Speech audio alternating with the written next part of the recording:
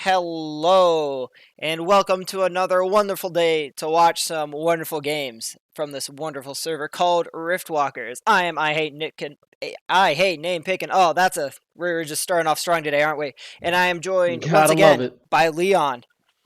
Howdy, y'all. How y'all doing? Your resident Texan over here, ready to, get you a little bit of spill on this game. Oh yeah. So, for our wonderful games today, we have Gilded Pipers versus Underworld Chaos and Anja versus Dark Anja. We will be starting today off with Gilded Pipers versus Underworld Chaos. After yesterday's games, what are your thoughts going in? Man, I definitely feel like it's going to be an interesting game. We definitely saw Anjog really going at it strong, but kind of falling short on a couple things. And Gilded Pipers was, definitely going to be something to watch there. Yeah, and we'll have to see if after the first set of games, if people will be giving over some of these picks that are known to be one tricks. The Renekton we saw absolutely smash. We saw the Definitely Echo. something I look forward to. Definitely. Alrighty, I am pulling up the. Oh, wait. Three. Hold on. We might have another Shoutcaster, so I can do solely Observer stuff. Hell yeah. All right. Yee. So, tell me about how your last 24 hours have been since our last stream while I message this person. No problem. Go do your stuff. My last 24 hours, man, let me just tell you. On a personal note, I am in the up and up. For those of you that don't know, I am a father myself, and I recently was able to get custody from my insert bad word here, ex-wife. And Woo! luckily, soon I'll be able to get back with my daughter. So that's just been me on a personal life. I was able to throw a couple of tidbits in the last stream. I was telling you guys a little bit about the gruesome day that was lethality of Mumu, and a couple more stories were thrown out there. So for those of you interested in the lore of the channel, we can get that started. Oh, yeah, yeah, yeah. Huh. And You ever just save a file and just not know where it went? oh It man, you ever gotta just love it. run away from you? I'm dealing that with right now because I tend to, Oh, wait. I'm using the same one as the one as. Alright, cool.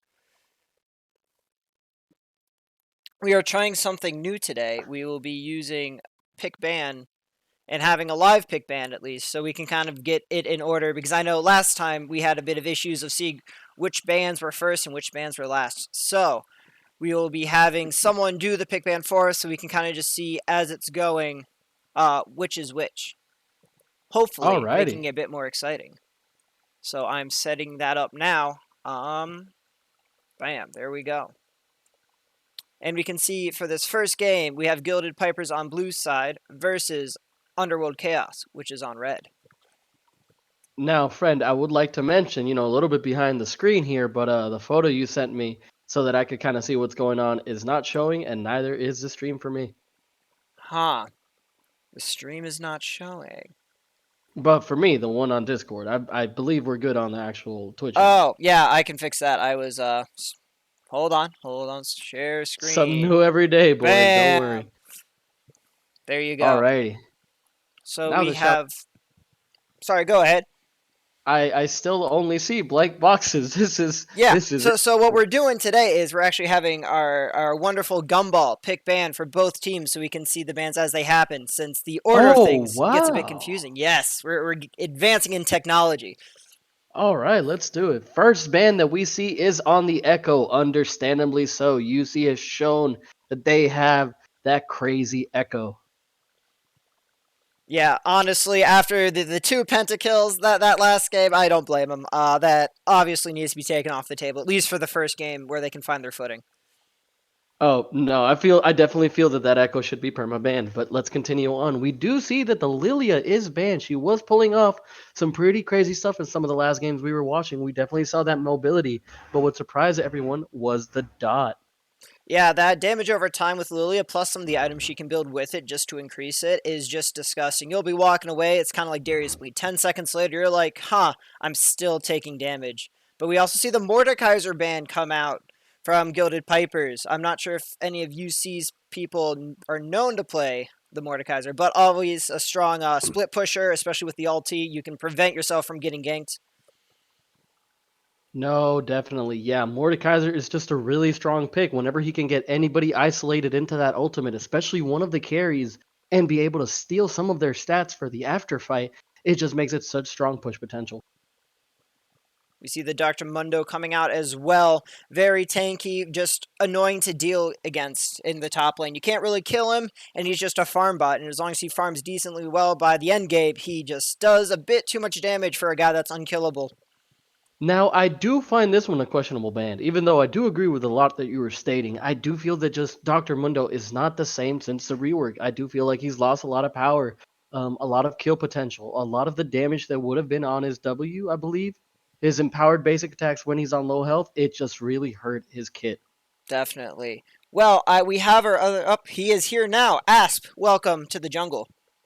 Yo, how you doing? I'll turn it over to you. Okay. Well, let's see. Lilia Mundo Ezreal banned for red team. Was that Underworld again? And Echo Mordekaiser Kaisa for GPP. Who's GPP? That's the Gilded Pipers. Okay. So we saw them yesterday. Yeah, they faced Dark Anja. All right. Well, so we see Underworld wisely banning that Echo. We saw him popping off pretty hard the other day. Definitely. Though I gotta say, I don't know, like about the Lilia ban. Like they played Lilia, but it's not really like a huge factor. But don't forget that dot damage was actually a pretty big factor. They were able to get some crucial kills onto those AP carries and the Ezreals in the previous games Yeah, that because was of the tragic to Lilia watch dot. people. To watch him burn down after the Lilia dots. I But we don't got a think they wanted the Fiddlesticks Fire prio Nation to pick. burn it down.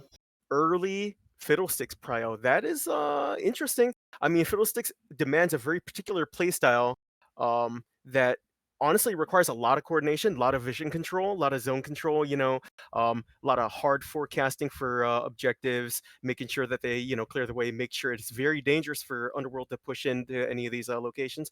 Underworld pulling the Aphelios right out of GPP's roster, I guess. Diana, I'm going to presume that's a jungler. Could be mid, jungle mid.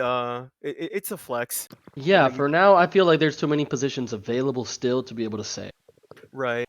Mordekaiser, Kaisa, I'm gonna assume these are like respect bans. We didn't actually see Underworld play Kaisa or Mordekaiser the other day. Then again, Mordekaiser was, I believe, no, it was a ban from Anja, wasn't it? It was And then we've against got Anja and against Dark Anja, I believe. Roger that. And then we've got a Varus pick, second round for GPP. I mean, there's a small chance he doesn't go bot lane, but probably a bot lane. And Pantheon, presumably mid. I believe. Well, isn't Pantheon one of the Underworld picks or no? No, that's one of No. Anja's picks as well. But the One of Panth Anja's can picks, go right. jungle and support as well, which is a good flex Right, pick. he is flexible. I mean, probably. Gosh, I'm gonna say. Well, I don't know. Pantheon might have. What do you think of Pantheon into Dyna, presuming that they both go mid? I mean, they might. They probably won't, but As we'll a see. Pantheon player, Pantheon wins any matchup except for like 2 until level 5 or 6. So as long as the Diana can play safe, the Diana can outscale. But if the Pantheon gets rolling, it's an unstoppable force with 0 outplay. Gotcha. Assuming Dyna goes mid, Dyna could go jungle, of course. Urgot picked for top, I'm gonna assume. Second round ban goes for Thresh from Underworld, and let's see what GPP decides to ban. Thresh ban, I mean, seems pretty respectful. Kind of a pretty high utility character for that support role. A good Thresh, everybody knows a good Thresh can be extremely disruptive. And the Viego ban, I really respect this, but that means that they don't think this Diana is going jungle. They think this Diana is going mid, perhaps. Then again, Viego can also flex mid. So Viego just generally a good ban, kind of calling this Diana for mid, perhaps from GPP. Yeah. Real quick, here comes a pick and note. Urgot should be a Thresh pick. The Thresh ban should be a Silas ban. I definitely did not misclick. Don't worry about it. Wait. So Thresh is a pick and Urgot's a ban, is that what you said? Thresh is a pick, Silas is the ban. Silas is a ban, Urgot doesn't exist. Yeah. So the there, Thresh there pick... there might have been a few mistakes. Just give me a Roger second. that. I might have to redo this ban pick real quick. Yeah. If you could stall for 5 minutes, I'll be back. Excellent. Well, I have something I want to talk about with the Gilded Pipers here. You have this Pantheon and Fiddlesticks that want to go all in. I'm a bit worried about this Varus being left out to dry if there's any counter engage. Varus is just, another one of those immobile ADCs. Lots of damage available, but, pretty vulnerable, just like Aphelios. Definitely. So are we going to see like one of those games where like just both the divers just trade backlines? I mean, that honestly could be it. The Thresh Aphelios is very safe, though, for the Aphelios. So the Thresh, I think, is going to do a lot of work this game to protect this Aphelios. As we saw from yesterday, the Aphelios can really pop off. So it will be really on the Thresh to try to keep him alive. Gotcha. And is the Graves ban, is that one real? I have no idea. I'm going to be honest with you. I think we just kind of paused the Yeah, the we pick ban paused for a the little pick bit. Got ban it. here. Well, okay. Well, I gotta say, based on yesterday's performance, Underworld seems quite competent when it comes to sort of trading their divers. You know, Diana, definitely a diver. We're not sure. We did get a Thresh. Thresh, another one of those really good sort of zone control characters that can play just as much defense as offense, right? He's really flexible, just like the Nautilus. Yeah, definitely. I am checking. It is a Graves ban, if we want to talk about a Graves ban. Personally, I don't know who plays Graves. Well, it is kind of a weird ban considering that Fiddlesticks was picked and we don't really expect him to go a solo lane or a support role. So it is kind of interesting. Do they expect the Graves to bump out the solo lane? I mean, are they going to pull out the LS Graves top or something? You know what I mean? It does seem like a puzzling ban considering that the roles that have been represented by the picks already. Yeah, that's definitely correct. What are your thoughts, Leon? Oh, I think Leon is actually indisposed for a few minutes. Ah, tragic. Well, yeah, got it. Well, I think Echo Ban, well, let's look at GPP's bans here. I think Echo Ban, very good ban. Mordekaiser, just all around the good ban. Kaisa is generally a pretty good ban. Honestly, though, let's see. So the ban order would be what? Echo, Lilia Mundo, Mordekaiser, Kaisa. No, it'd be the other way around, right? Lilia ban first. Yeah, and we do have the new pick ban going here. Okay, we're starting from secondary bans. Got it. Okay, so we'll see the bands coming in from Underworld, see what they're trying to do. Nice. All right, I do know what that one is because I can just pull up the image as well. Having some Silas. difficulties, but yes, that is a Silas ban. So a Silas ban suggests that they don't think this Pantheon is going mid, or they're just trying to cover their bases against potentially a Pantheon support, right? And then the answer back is a Malphite ban against Underworld. Underworld didn't really have a top pick yet, so Malphite ban kind of makes sense. I guess they are sort of looking out for their Varus Malphite, a character that can actually get in there pretty easily, you know, especially if they have vision control. They're sort of, I'm gonna say they're feeling like they're gonna be making these really proactive plays with the Pantheon and Fiddlesticks or something like that. But it is kind of a more execution demanding comp. Ornban coming in second for GPP. I get, you know, these two top lane bands. What does that leave Underworld with? We saw them yesterday playing the Karma, as a matter of fact, right? The Karma was actually a sub as well, so the Karma player is no longer there. Gotcha. But the Orianna is locked in for mid, which is deadly with the Diana ulti. So they're really going for this team fight, Diana Orialt into Aphelios ult for the big Mambo combo. And it does represent like a really big sort of one button, hey, you mispositioned, now we won kind of comp. Definitely. It doesn't really, I mean, it can also provide a little bit of secondary defense for Aphelios. Orianna kind of has a light bit of support in her kit. Viego picked and Nocturne. So we have 3 junglers on GPP. Yeah, and 4 dive champions. Which, again, I am worried about this Varus. You have all these champions going in, Varus all by his lonesome. If someone sneaks past the engage, Varus is dead, and you lose your ADC. Right, it may also be Varus is just an ulti, sacrificial ulti going in. So we can safely assume Nocturne is going to be a solo. He can solo just as well as anybody else. Pantheon probably a support. Viego also a support. Also a mid lane, Viego, Nocturne, top, Fiddlesticks, jungle. What do you think that of that for a forecast? I honestly think it's going to be a Pantheon support, Fiddlesticks, jungle, Nocturne mid, Viego top. Viego top, okay. Yeah, that makes sense too. And it is a decent answer to Poppy because Viego can out-sustain. Poppy, though, as perhaps an answer for all this dive. Poppy trying to eject people from these fights, trying to get them off the Aphelios, perhaps? Yeah, this is just to defend the Aphelios comp here. The Poppy, anytime the Nocturne turns out the lights, Poppy clicks W, Nocturne can't move anywhere. Wait, I thought Nocturne is unstoppable. Oh, and maybe is he also- can. Never mind. Well, everyone Right. else. Well, do you happen to know what the ban was? The red icon. That was a Silas ban. Got it. Trying to prevent the dive. Right, and I guess they did correctly predict that the Pantheon was not going to go mid, and Pantheon pretty popular support pick. Still even after the nerfs, he's quite strong. Definitely. Pretty aggressive. Aphelios Thresh, when played well, can be troublesome for a Pantheon support. If a well-timed Flay can knock him out of his stun as well. Yeah. But we'll see. I mean, we've got a Thresh. Well, I mean, Poppy as well. Not a bad answer for Fiddlesticks, if I'm being quite honest. Yeah. It's just a lot of protect this Aphelios, and it's just going to be on GP or Gilded Pipers. I guess GP could be in Gangplank, so going to try to not to use that one. But it's going to be on them to try to get on this Aphelios. It's going to be a game of, does Gilded Pipers get on the Aphelios? If yes, easy win. If no, easy loss. I gotta tell you though, based on yesterday's performance, they do really good at creating space for their ADCs. We saw the Lucian, even though he's got the E, which is a better movement than what Aphelios can pull out, they were using a lot of good utility and a lot of zoning in order to keep the damage off of their ADC. And even using that sort of carrot on a stick in order to lure aggressive plays in order to get punished. You gotta wonder if Gilded Pipers has the wherewithal, has the execution, has perhaps the skirmishing power to get in at these weird angles instead of just all coming in from the front. Because if they all come in from predictable angles, it's going to be like Thresh, Poppy, Orianna is going to really be able to stuff that. It all comes down to execution in the end, though. Definitely. All right. I think we're about ready to get in the game. Can you see my new stream of the game? Yeah, I can see it in Discord. And guess who's back? Oh, did they stop doing the renovations?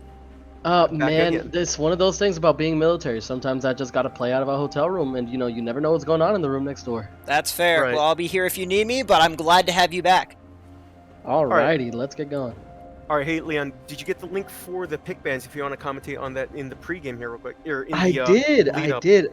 Yeah, no, I was definitely looking at it while you guys were talking, and I was still in the stream trying to listen in. And man, I'm honestly interested. Like you said, the Pantheon plays are definitely going to have a little bit of issue with the Thresh. And that top lane against the Viego, I really want to see how Poppy's going to play it out in the early game. Right, and then, so I was told about a little bit of dark technology. Nocturne pressing R right before Fiddlesticks R does guarantee a fear.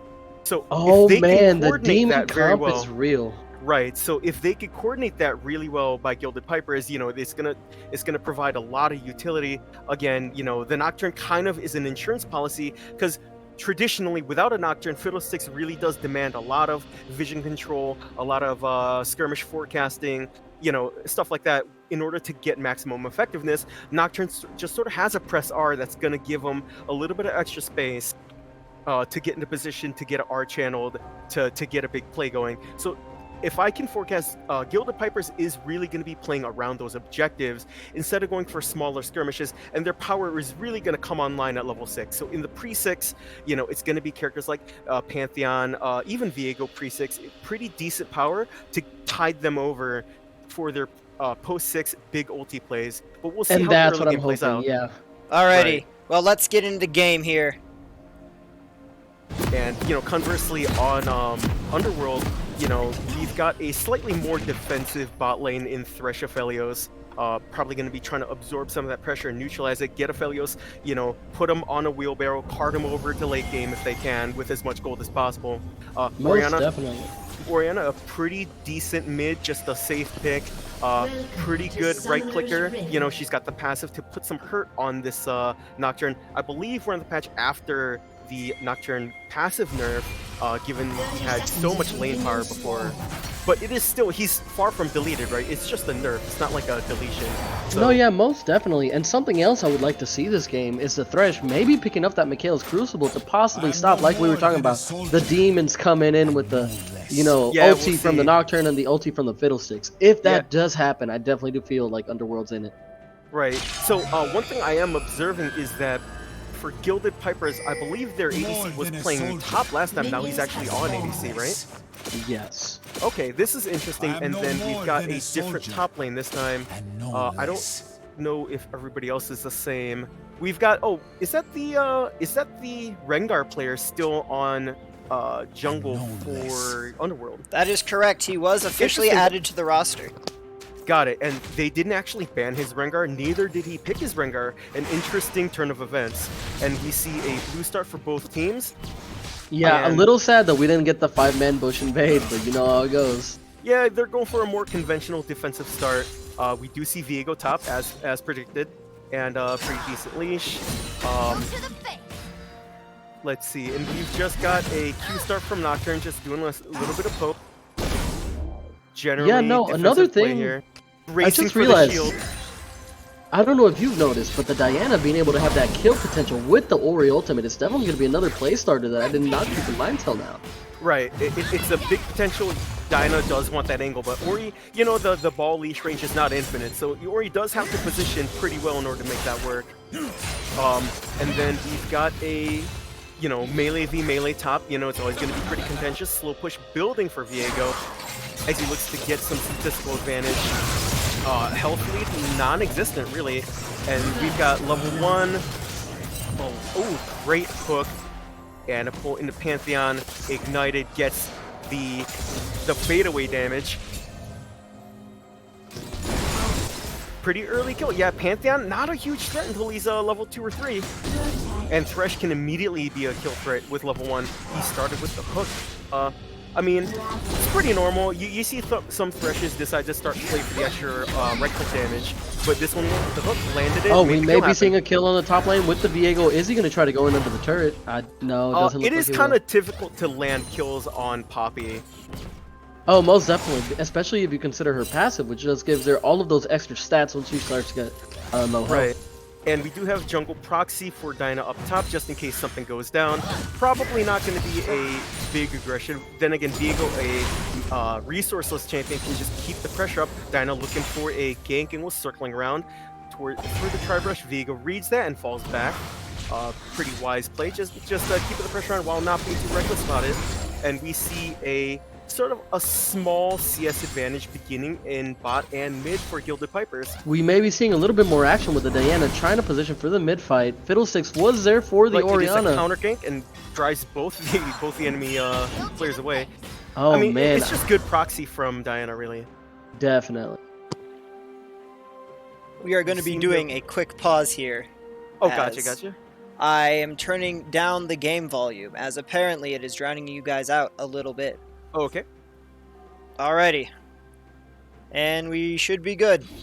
The curtains are closed. Let's get back in on this. Man, this Poppy, I feel, is playing aggressive and well into this Viego, even considering all the skill gap we were saying earlier. Right. I mean, Poppy does have the Dorn shield, so Poppy can play a little bit slow. Viego, you know, has the passive heal. He flashes for the Poppy shield in a very aggressive play in top. Actually forces the flash out by Poppy. An interesting all-in over a Poppy passive shield. It's a rare sight, but definitely a rare sight. I felt like he had some kill potential, but that answer with the Poppy flash was the right call there. Right. Poppy still has plenty of mana to work with. Gets the passive shield, goes for the wallbang, doesn't actually get it, and pays with her life. Oh man, what a bad time for Poppy. You can tell she assumed that it was going to hit into the wall. But Viego, I don't know if you saw it, he did a little bit of a step forward towards the Poppy to give him just enough distance away from the wall. Well, wallbang is relative to Poppy's positioning, so it was mostly a miscalculation. Kind of tragic, like really pixels off. That was a kill for Poppy with the wallbang hit, I'm pretty sure. Oh no, without a doubt. I definitely feel like that could have definitely gone in Poppy's favor if it would have been a wallbang.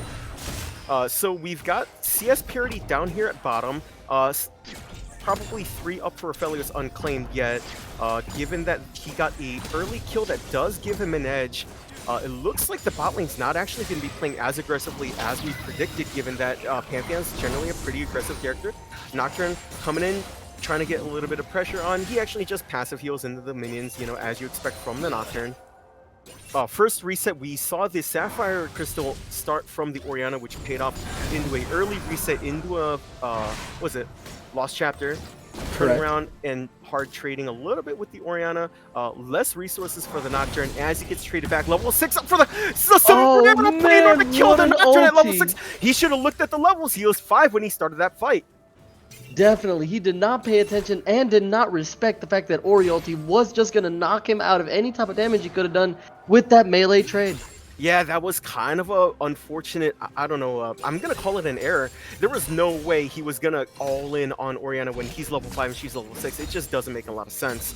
Definitely. And now we have a slow push build up top here from Viego, trying to continue the pressure. He's about 15 CS up. You know, Poppy's going to be collecting a lot of this under tower, but a lot of it is probably going to go to the tower itself. You know, you're just trying to keep the pressure on. You're a Viego. You're going to scale Poppy's, you know, Poppy's just a Poppy, really.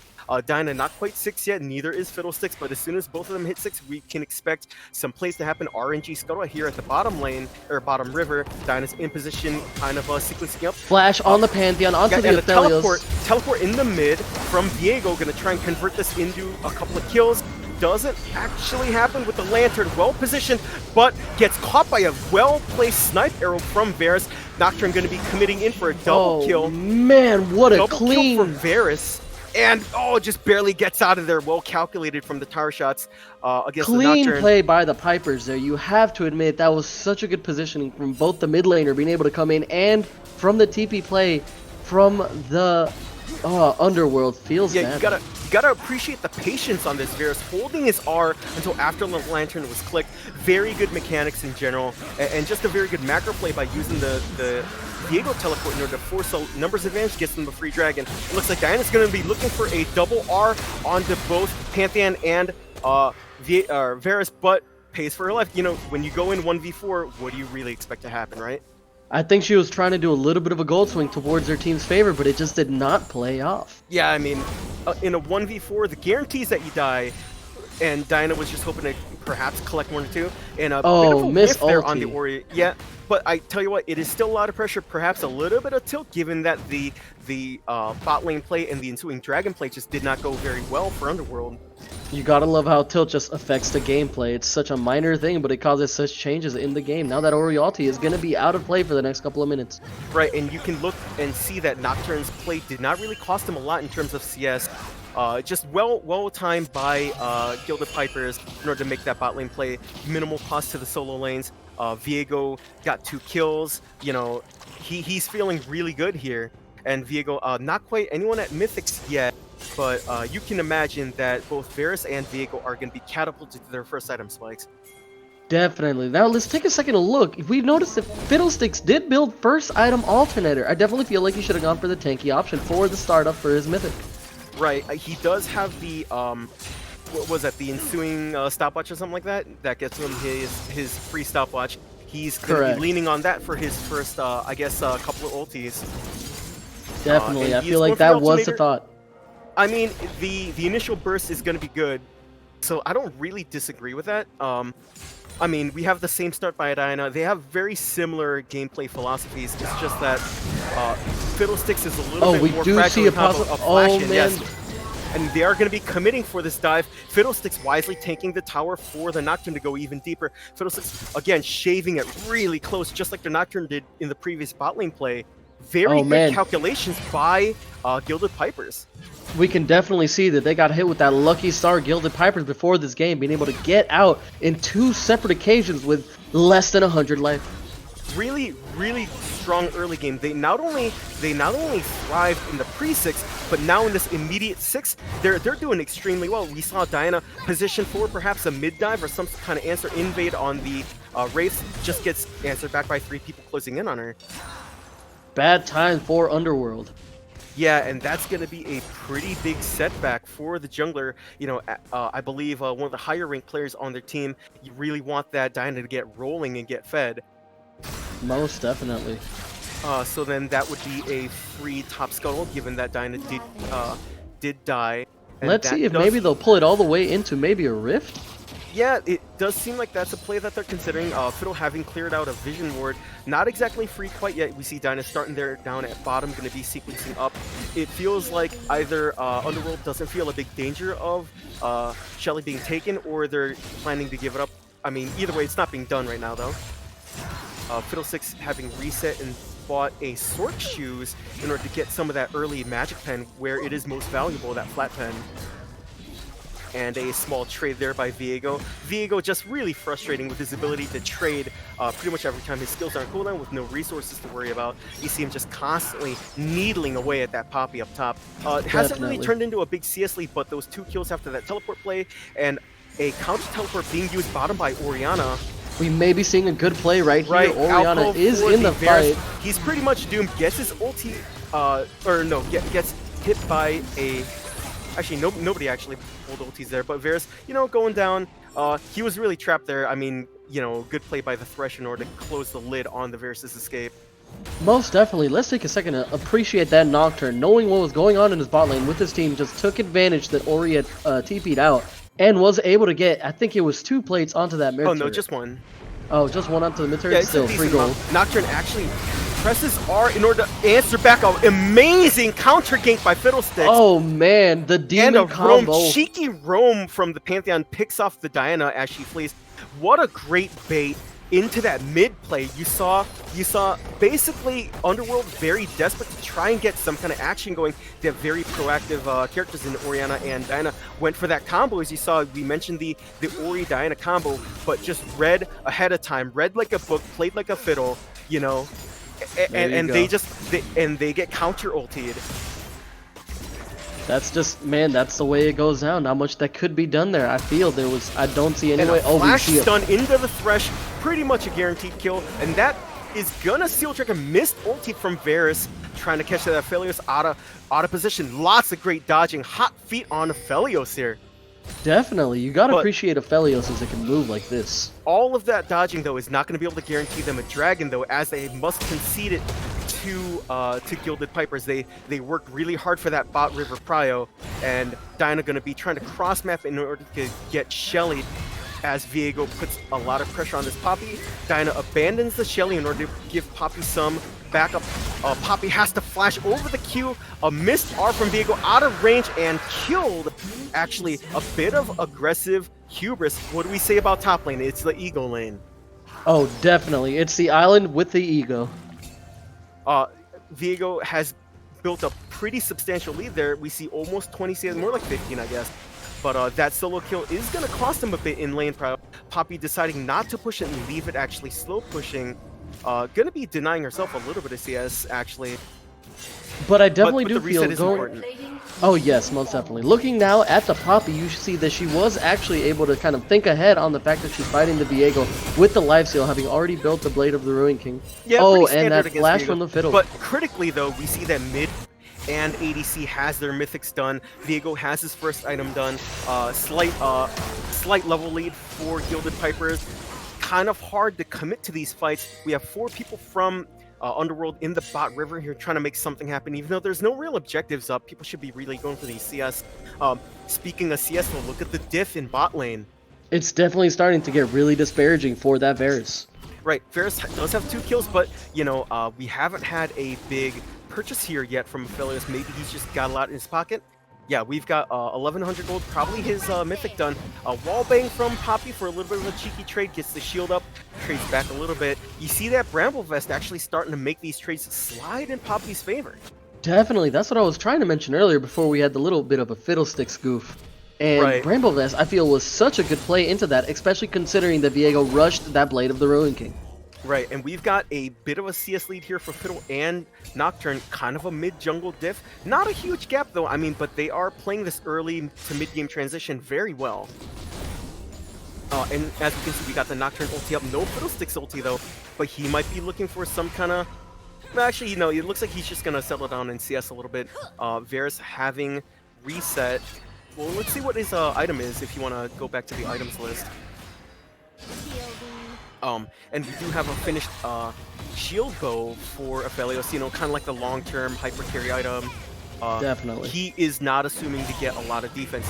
He's wanting to leverage, index a bit towards his defense, trying to get more right clicks. The longer you live, the longer you get to right click, right? And I definitely do feel like that was the right choice, considering the fact that we're looking at the Nocturne Fiddlesticks possible combo that will always try to land on him. interesting. If you look at Ori's build, very spread out, hasn't really committed to a mythic yet. A lot of pre-orders for these items. We got a Lost Chapter, we got a stopwatch, we got a tier. Not a lot of things committed here. Kind of a power trough here for the Ori, especially now that she's level 10 instead of 11. We've got level 2 ulti being used by Nocturne in order to kill the Poppy top, secure perhaps the first tower. We're hoping for it. If that Viego is able to get that gold, it's just going to continue to swing out the flash. A flash hook from the Thresh, not quite on target, but it's not going to matter. Pantheon caught really out of position, you know, really secured there from Diana, committing the ulti towards his death. Diana a little bit under level 9. And another hopeful hook under tower for Thresh, you know, but he doesn't have to land every hook in order to get this momentum going. Most definitely. I feel like it's more the fear that the hook puts out that's really keeping Varus on his toes and under the turret. Right, and we have a slight item lead actually for Aphelios over Varus in spite of the early 2 kills. Another kill donated over to Aphelios from earlier, and a big ulti from Fiddle to dive that tower against the Ori. Ori, man, kind of underpowered here, right? Definitely. No, I'm looking, like we were saying, the Demon Brothers. Answer, ulting into the Diana, into the Q, not quite enough damage though. Yeah, and the second E off the Q mark, claimed by Diana. A bit of minion damage. Is Diana gonna be able to make it out of here? Oh my god, no. The ranged minion chasing Diana down into the bush, ends her life.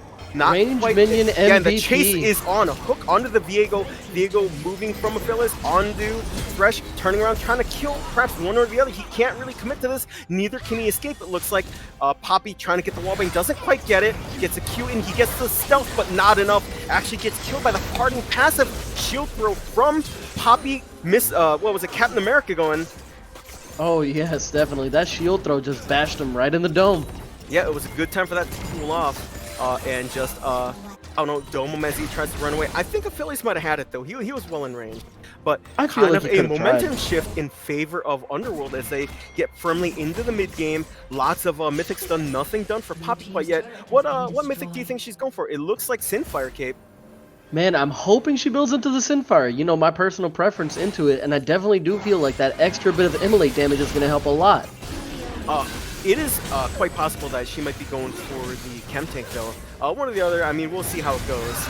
And a Dragon Take potentially, and a flash over from Pantheon to make some kind of play, I guess, on Dragon. Bit optimistic by him. Big Fiddlesticks ulti on the 4 people. That down to 0. Is that almost an going ace? Wild this game. Thresh abandons the fight wildly. That Fiddlesticks ulti over the Dragon Pit. Again, with the auto fear from Nocturne ulti, as we said before, that's the technology that they're leveraging for these fights. Fiddlesticks, humongous play, and popping the Rift Herald mid in order to get that tier 2 mid tower. I definitely feel like Underworld has to play on the back foot for the rest of this game. Just really, the I had amount to of open my mouth pressure. about it. I started to say, hey, a momentum shift maybe for Underworld, and then what do we see here? Fiddlesticks just coming in with that 4-man ulti. And Nocturne just cleaning up the last one, causing no ace. Yep, not quite an ace. I mean, Thresh sort of tried to defend mid, I suppose. Kind of a fruitless effort. Diana landed the Q into the E. Oh, actually, she didn't land the Q. Doesn't get her a second E follow-up. But Diana just trying to defend the base, trying to stop the hemorrhage. They got the mid inhib down, which is going to give them a lot of map prio to either side. Man, these Gilded Pipers really did pull off the demon play. Yeah, you hate to see it. If you're a Underworld fan, you know, hate to see these big fiddle plays, but it doesn't matter how well you ward if a Nocturne exists in the enemy team. Pretty much. So next objective probably going to be peeking at Baron spawning here in a few seconds. Not free quite yet. We've seen, let's see, we don't have Viego with a mythic quite yet. Looks like he's going to be going for a Sunder. It looks like it will be. Yeah, it does seem like it will be. Oh, and there it goes. There it goes. He got the Sunder done after the reset. All mythics are on the board. Right, Aphelios is trying to get his second level ulti as he goes down to bot lane to try and farm up a bit more. Not quite CS leader, that's actually going to be Nocturne. And speaking of CS, Poppy continuing to struggle here. And did get, I assume that's a Sinfire Cape. Yeah, that is a Sinfire Cape right there. Right, I mean, not quite so sinful when it's on Poppy. And we've got the Locket of the Iron Solari finished for Thresh.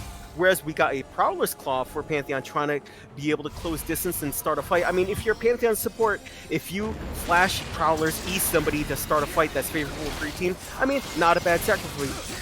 And we You've do still see got the your W. start of the Baron for the Pipers. Baron is started for the Pipers. They are daring Underworld to come try and stop them. They've got plenty of vision. They've got the Nocturne ulti. They've got a lot of really big team fight ultis. And it looks like Underworld's just going to concede it. They don't want to walk into another Fiddle ulti wisely.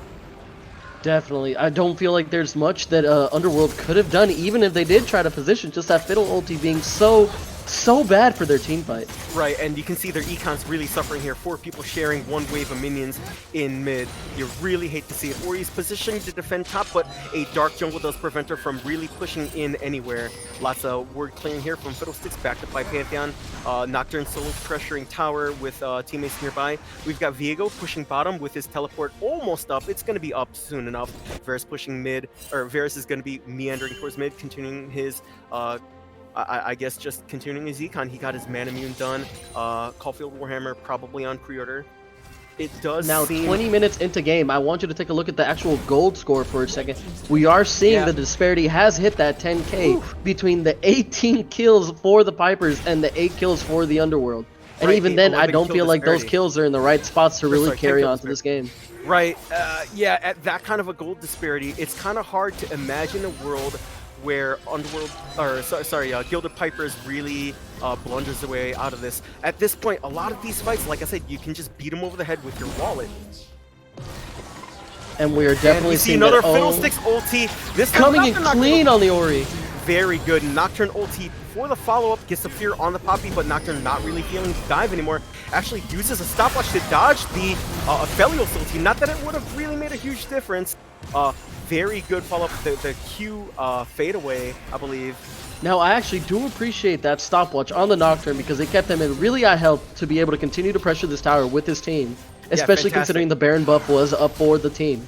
Yeah, he barely even lost any health. We have the out-of-range cannon minion with Baron buff slowly taking out that tower at range. Viego pushing bottom, takes out the bot inhib. 3 inhibs imminently going to be down. That really spells the end of this game as the double super start pushing in. They're not even going to get there. A huge double ulti play by Diana and Ori for something of a desperate base defense, but again, beat over the head by their wallets. They can't really produce the damage that is necessary to salvage this game. And the game ends with almost a 20 gold disparity for the Gilded Pipers' advantage. Underworld taken out. Yeah, fantastic. Just really good coordination. A lot of these ultis needed to be lined up, and a bit of disrespect perhaps from Underworld early on, back before they realized that the power that the Gilded Pipers could leverage. And we saw just really good fiddle play, just good play all around from all players. Definitely. I feel like the Demon Brothers themselves, the Fiddlesticks and the Nocturne, did carry that, considering the ulti being thrown out there. Fiddlesticks really going MVP. Yeah, Fiddlesticks just really good predictive play, just really good at map knowledge, and it really puts a contrast to the Gilded Pipers that we saw played against Anja Dark the other day. Just goes to show you, it's maybe a game of, the little triangle of control. Gilded Pipers strong against Underworld, Underworld not that strong against Anja, and Anja on those Gilded Pipers. Right, and then we saw Underworld making really good showing against Anja the other day as well. I think this next game is going to be pretty dramatic.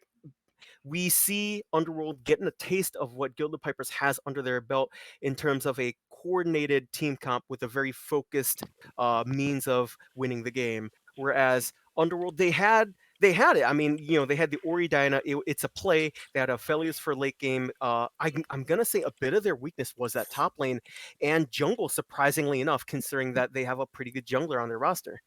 Definitely. It was strange to see. Now, what do you think Underworld maybe could have played differently, maybe in the pick or ban stage to be able to kind of counteract that? I'm going to say Rengar. If this jungler is known for his Rengar, why not pick it when it's not banned, right? Definitely.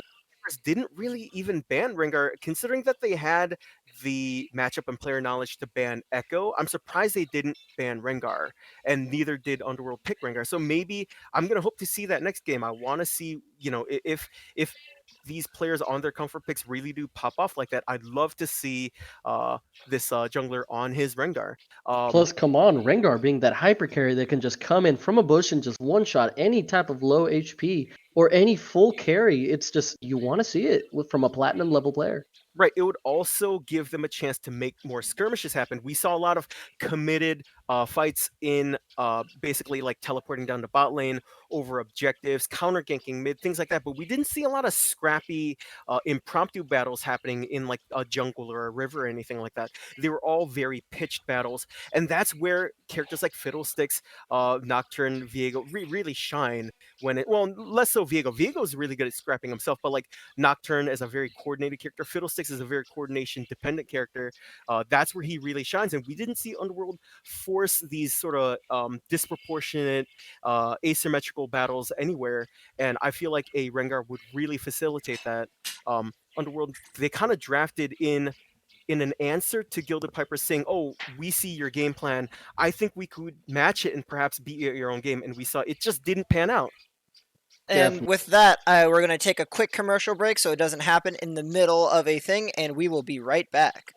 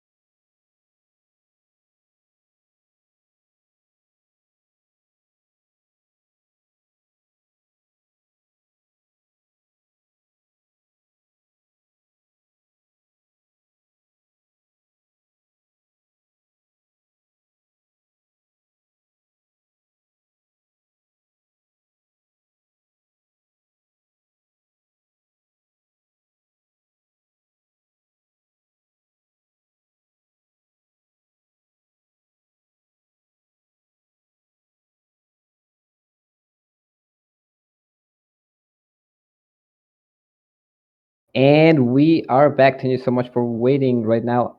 You all know me, I'm Gumball, and now I'm going to be joining Leon for this second game with Underworld Chaos and the Gilded Pipers. Hey-o. It's been a while since I did this, but why not? Let's have some fun. Just waiting here for the green light so we can start the pick and ban. This time around, we are going to have Underworld Chaos taking blue side, Gilded Pipers taking the red side. They just switch. Nothing too complicated about it. Now, I am excited to see what Gilded Pipers is going to have to play against.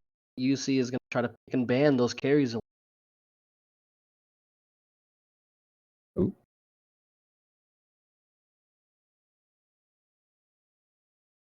All right, we are ready to go. We're starting with the band from Underworld Chaos. The very first band we have is a Nocturne.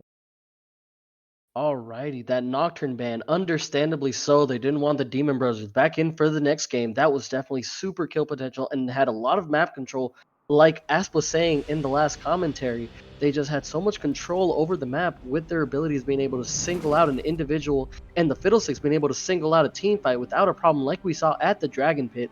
It was just, it's definitely something to be reckoned with. Now, why they picked Nocturne over Fiddle?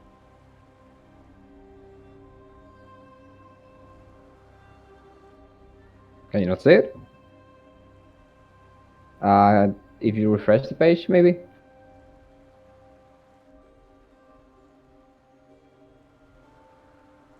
There it is. Okay, we see a Kaiserman coming off the Gilded Pipers. Honestly, don't know where that came from. I haven't played against the Underworld Chaos new Lady Carry. It's a little bit strange, and there comes a second one from Underworld, getting the Fiddlesticks out of the game to make sure the Demon Brothers do not come back fully. Now, as for the Kaisa ban, that's the second time I see the Kaisa get banned out. I assume we have a pretty good carry Kaisa in that Aphelios, but they are not letting him get the pick. Yeah, on the line. I will say that that last game, if he had a Kaiser instead of an Aphel, it's a bit more mobile, a bit more capable of protecting himself. Maybe the game would have turned for the better, but there's just nothing to say. There's no telling. Speaking of, that is a Mordekaiser ban. Apparently, ProDraft decided that I don't get to ban, but don't worry about it. So if it is a Mordekaiser ban, again, we're seeing that Mordekaiser, they don't want to have somebody singled out from that fight with the ultimate. And I also see on the other side, the Viego is getting picked out. It feels like they just don't want to see the Ruined King himself to be able to bring in the mist.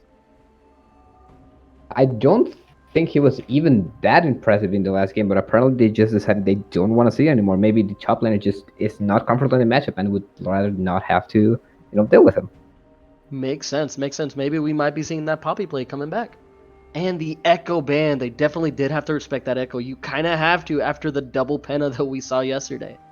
Yeah, you do have to respect Chrono Drive, as we know the resident Echo one trick. He only plays the TAM champions, and let's see what he decides to play this game. Maybe we'll see the Zillion. Now, as for first picks, that Ezreal, I definitely like that play from the Underworld. Ezreal being able to safely be in the backlines while pulling out those Qs, especially the fact that he's able to go Divine Sunderer to get that little bit of extra HP from his Mythic, I feel is a super strong ADC to play in this. Extremely strong ADC, extremely self-sufficient, a lot of damage, a lot more than he should have any right to do with how tanky he ends up being. But then again, we now see a Pantheon to lock him down. Definitely. I feel like that Pantheon is a good pick onto the Ezreal if they're able to get it before he's able to time shift to Arcane Shift away from the fight. Then that's definitely nasty. Now, we do see Aphelios getting picked up by the GPP. What do you think about that? I think it's a bit early to be picking up values. He is a very mobile carry, so it is in a position where he could be punished by some sort of die. Maybe, I don't know, we cannot see... Ferox is out, so maybe they're thinking they're safe, but I do believe there is enough dive left in the game, say for instance Diana, that I could still get to the Aphelios and just take him out of the fight. Definitely, and me myself, I'm excited to see a Leona into play again. Leona has been my carry on my personal account. I've played almost 40 games plus in a row of Leona, so it's good to see another one out into play. Yeah, and just as we were talking about about that dive, Leona being able to just lock him down from range even with the ultimate and not allow him to move out, and to complement that, we have a Rek'Sai. Rek'Sai, look at that. We haven't seen her in play for a while. Rek'Sai definitely being that early game carry that she is. We are excited to see what she's going to be able to do with her tunnels, with her ultimate to be able to land on if she's able to get some damage onto that Aphelios. And we see the Lilia come out. Right, I'm actually very happy to see Lilia. Lilia is probably my personal favorite champion to play, and in this situation I kind of enjoy the pick. Lily is very good at dealing with people that try to dive onto her. It pretty much gives her a free kite, it gives her a free ultimate, so it is a very nice answer into Rek'Sai and Lilia, except for the fact that Rek'Sai is pretty strong early game, especially when against Lilia. It really just depends on how far this game can go. I see Lilia definitely having an advantage in the late game, especially with the underestimated dots that we saw in our previous games yesterday. I feel like Lilia can carry this out if GPP is able to stall out the game long enough. Now we do see these new bans coming in with the Varus and the Ornn. I see that the Varus, almost the entire enemy GPP lanes are being banned out this time. And we see the Ornn getting picked out. I definitely feel like that is a strong choice considering they're going for that late game carry of Felios. Absolutely, very good ban. Pick out. I will say, actually, don't have anything to say. Funny enough, let's move on to the Malphite ban. I definitely strongly agree with that ban coming out from the GPP. Underworld Chaos is very known. It's known very well for utilizing that champion very effectively, and you don't want to have any more dive than they already do. Definitely. If they were to add on to a Mountain Smash, the ultimate from Malphite, onto the Rek'Sai possible ulti, it would have just been extremely nasty to line up that Ezreal ult. We do see the Graves ban on Underworld side. Definitely it feels like there is a disparity with this Graves. They do not want to see it in play. They do not want to see it at all, and I definitely can agree with that. With my recent experience playing against the champion, he does seem to do a whole lot of damage. The crit build, especially, just to be able to 2-3 shot any squishy in the game, it's a bit hard to deal with sometimes. Definitely, because of his shotgun ability to just be able to lay down so much damage, especially considering that in the late game there won't be that many minions to block his shots. It's just super discouraging.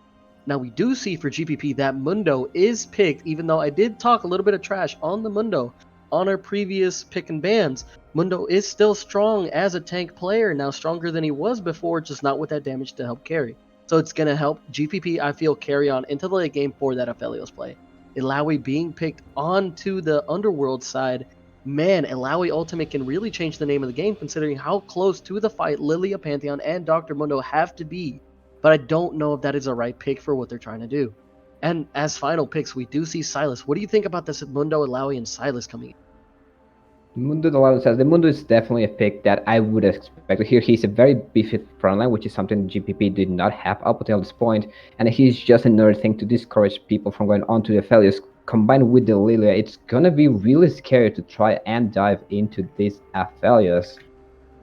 From the other side, we do see Illaoi. I can agree. I don't think it fits with what the Underworld Chaos have been trying to do this far. It doesn't look like she can go forward at all, as opposed to the Sylas, who can just jump in along with the rest of his team.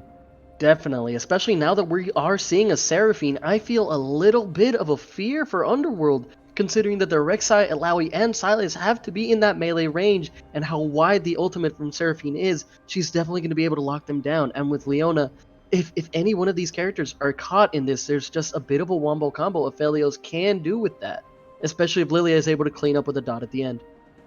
Yeah, there is definitely a lot of potential for the GPP to survive the hard engage that Underworld Chaos drafted for themselves, but I do feel like they do not have the ability to engage themselves. Probably their best chance to engage is a very long-range Seraphine ult into the enemy team, but even then I don't think they want to use that cooldown aggressively.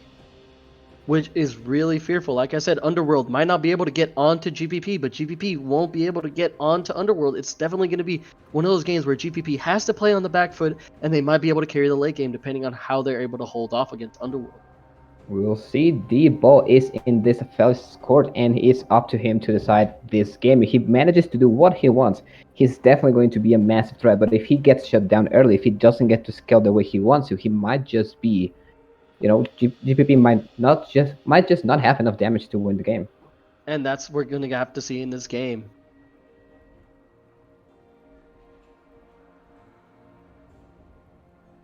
I am seeing it. I am seeing it.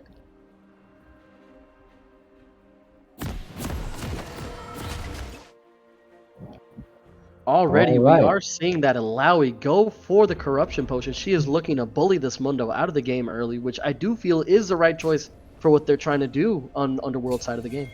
It is definitely the right choice to do. If this Mundo gets a good lane, if he gets to scale, even if you manage to get into the Aphelios, you still have to just sit there and tank a Mundo, and it's not like you can just burn through him. Especially if you look at Underworld Chaos. Now we do see an early debate with the Sylas being able to get a lot of damage onto the Lilia, but it doesn't look like they'll be able to finish before Seraphine goes to answer. Yeah, we're simply gonna skip out of the way and back to her base. Probably, yeah, looking at how she is half HP, I would advise her to return. Now this Silas still looks like he's a little bit hungry, trying to find a different pick for himself, not able to see much. We do see on the bot side, Leona and Ezreal were positioning, and I believe they were able to get a ward in onto the blue buff.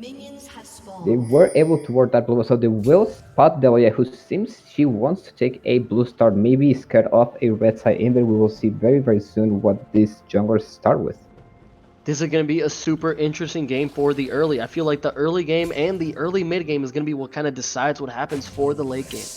Yeah, absolutely. You know what? We're waiting for this. Just to go back to an earlier point, I'm looking at the Underworld Chaos draft, and I'm realizing they don't have any form of frontline killers. Sure, They Ezreal does a lot don't. of damage, but he's not necessarily a tank strider. Definitely not, and I do feel again we're seeing these Sapphire Crystal starts for the early lost chapters, but he's going into the Seraphine, and I just don't know if Silas will be able to catch out that Seraphine in the early game to make use of that early chapter. Seraphine surprisingly long range and high damage, considering she is supposed to be an enchantress to an extent. Definitely, new Sona as they say. Sona, as they do say. Now, real quick, looking at the jungler's pathing, looks like Lilia is going topside, maybe thinking that if he gets the Mundo ahead, he might be able to become an unstoppable force. The other side, we see Rek'Sai moving down. Very much, I would assume she wants to just shut down this Aphelios and make sure GPP does not get a win condition. Definitely. Now, what I am noticing is that Seraphine is playing that lane extremely well, getting a lot of poking onto that Silas, forcing him to pop both of his refillables already. That is a big hit, but we do need to remember those are referables, and he does have access to TP, so it might not be as lane deciding as it might look at first glance. Definitely right. I did not keep in mind that TP. We just gotta wait and see how that looks. Yeah, it is still a big advantage. If you denied Silas the ability to roam with that TP, that might just make him useless up until the point he falls off. Now we do see the early fight against the Ilaoi and the Mundo. Ilaoi able to get multiple tentacles off onto both the Shadow and the Mundo himself, doing a ton of damage, maybe forcing the Mundo to recall, but it looks like he's gonna try to play aggressive and stay in the lane. Yeah, Mundo definitely is hurting, but he does have a great deal of HP. If you just look at his health right now, he is looking pretty good. You gotta love the fact that Mundo can go from 0 to 100 real quick when it comes to that HP regen. Yeah, he does have that ability, so it's going to be a very hard lane to shut down. We see a bit of a scuffle for the Scuttle, but Rek'Sai is just going to take that very comfortably. Definitely. I feel like Lilia just not have the... Oh, we see a possible gank in the mid lane. Rek'Sai flashing to get under the Seraphine. Seraphine having to ult out of the way. A lot of damage getting put onto that Rek'Sai. Silas being able to get cleaned up. And that is a clean kill onto the Silas and the Rek'Sai. Leona trying to come in and do something, but there's just not enough. Lilia popping a flash to maybe get on Leona, but Leona getting a stun on the Seraphine, not forcing anything. Lilia is just looking for this kill on the Leona. Leona hopping onto the Seraphine. Not much is able to go down. Silas flashing. Oh my god, getting back in and able to get the triple for the death on the Leona. Yeah, absolutely. Just a massive scuffle. Never mind. There is just another kill. We already have 6 kills 4 minutes into the game. You absolutely love to see it. Oh man, I can already see it's gonna be a fiesta. Mundo able to pick up that early kill, hopefully being able to lead him to a good early game is gonna keep Underworld in the game for the late game. Yeah, absolutely. Mundo already with a CS lead as well, so he is just probably feeling very comfortable. I feel like once they get to the Mythics, Mundo is just not gonna die to Ilaoi anymore. Definitely. You have to keep in mind those 3 kills were given to the Lilia, so that early game that we were worried about is not gonna be that early anymore. Now, we would definitely accelerate as we see another engagement to the mid lane. We do see Silas trying to go in onto the Seraphine, but did not know that Lilia was coming. We see another engage on the bot lane. Ezreal doing a ton of damage onto that Aphelios. Aphelios getting killed with the help of the Rek'Sai gank. Rek'Sai continuing to go in, trying to get onto that Pantheon, but Pantheon shield gets him out of there. Yeah, we do see in the mid lane that Silas was able to get out, but going real quick to the bot lane, Aphelios dying is definitely a big hit for the Gilded Pipers. Losing that time to get CS and experience is definitely going to hurt his scaling, but then again, the wave is pushing into him and he does have a CS advantage for now. So let's see after he catches the wave if he actually falls behind due to that play. We just gotta wait and see. Lilia coming in for another gank. Man, she is playing for this early game, even though it's not her advantage, doing a ton of damage onto that Ilaoi with a little help of the Mundo. And it looks like they're going to be diving for another kill onto the Lilia with the assist on the Mundo. Holy crap. Underworld playing extremely aggressive for their late game protect the president. They are saying we are all the president in this game.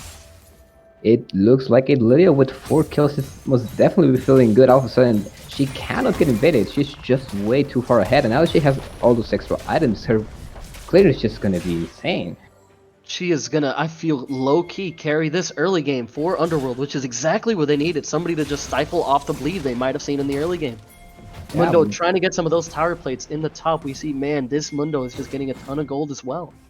Yeah, since he has a head, a kill, and assist, 2 plates, what else could you wish for? He already has the Bramble Vest, so allowing can no longer just sustain through the fights anymore.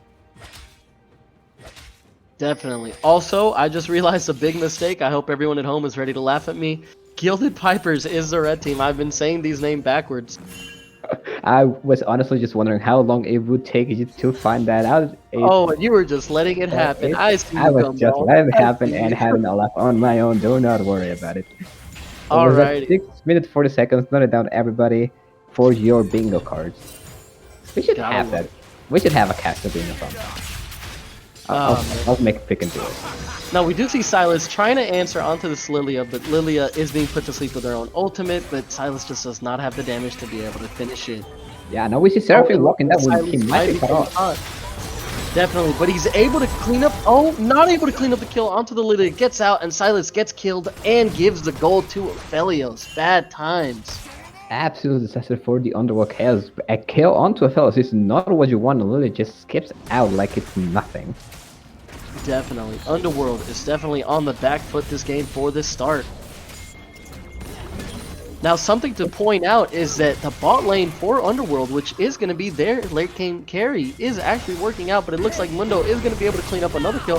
Ilaoi pops ultimate, tries to do damage onto the Mundo, but is taken out before she could finish him off. Yeah, this is what we're talking about a bit earlier. They don't have a tank shredder, and now that Mundo has an advantage to himself, he's just not dying to these champions. Definitely. Mundo is already becoming the unstoppable storm that he is. Now we do see Rek'Sai going for a gank onto the Seraphim, but Seraphim just flashes out in time. Flashes out, Rek'Sai W's nothing, and it's a very, very sad Rek'Sai. Gets rooted. Is she gonna get caught? Oh, this looks like a very sad Rek'Sai indeed. Caught in the 4-man invade. This is very hard for me to watch. Lilia is, like I said, my favorite champion. I love the champion. But Rek'Sai was my one trick, and it's still probably my best champion. So seeing these two clash is, you know, it always hurts your heart. That's how I feel right now with the Leona. It's a little bit sad to see that Leona has not been able to get a lot of those carries into the bot lane, giving Ezreal free kills. It's just not been happening.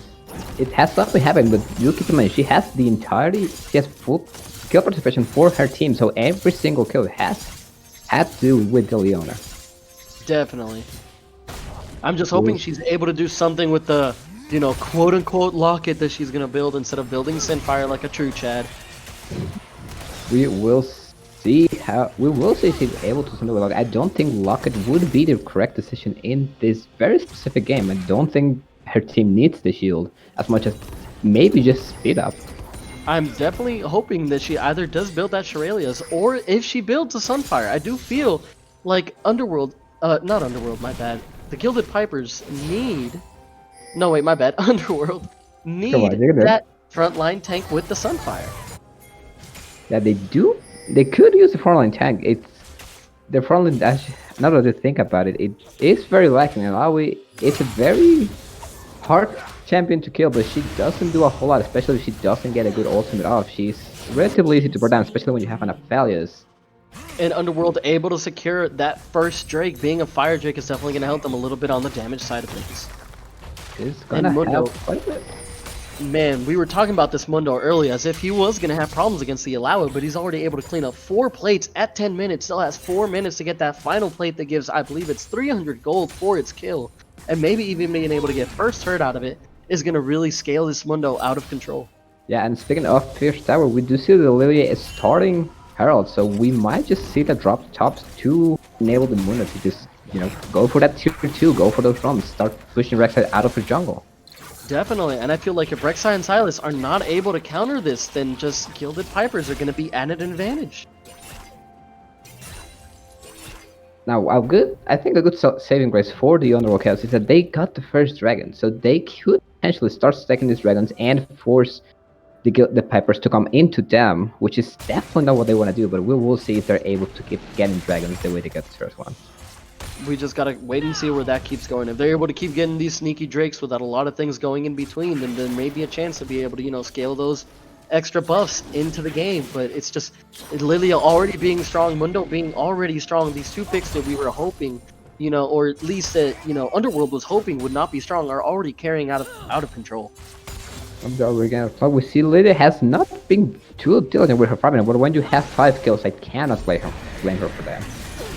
Definitely. Now we do see another fight from this Mundo onto the Alawi. Not much is going on, but a mid-fight is happening with the Seraphine ultimate being popped on top of the Sylas being taken out without a problem. Lilia starting to take a lot of damage. Force the flash. Rek'Sai still looking for it.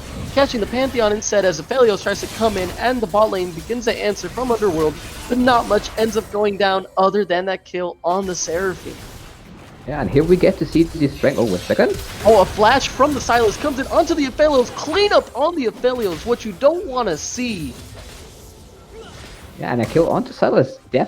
You know, this Sylas now has 4 kills. He's definitely feeling very good, and he might start becoming a threat. I will see in the top lane another fight. Definitely, and we see a big fight between Alawi and Mundo, but not much coming out of it. Alawi forced to pop ult, but not able to finish it off. And Sylas is able to clean up a cheeky kill onto the Lilia, getting that shutdown gold for the second time. This brings Sylas back into the game.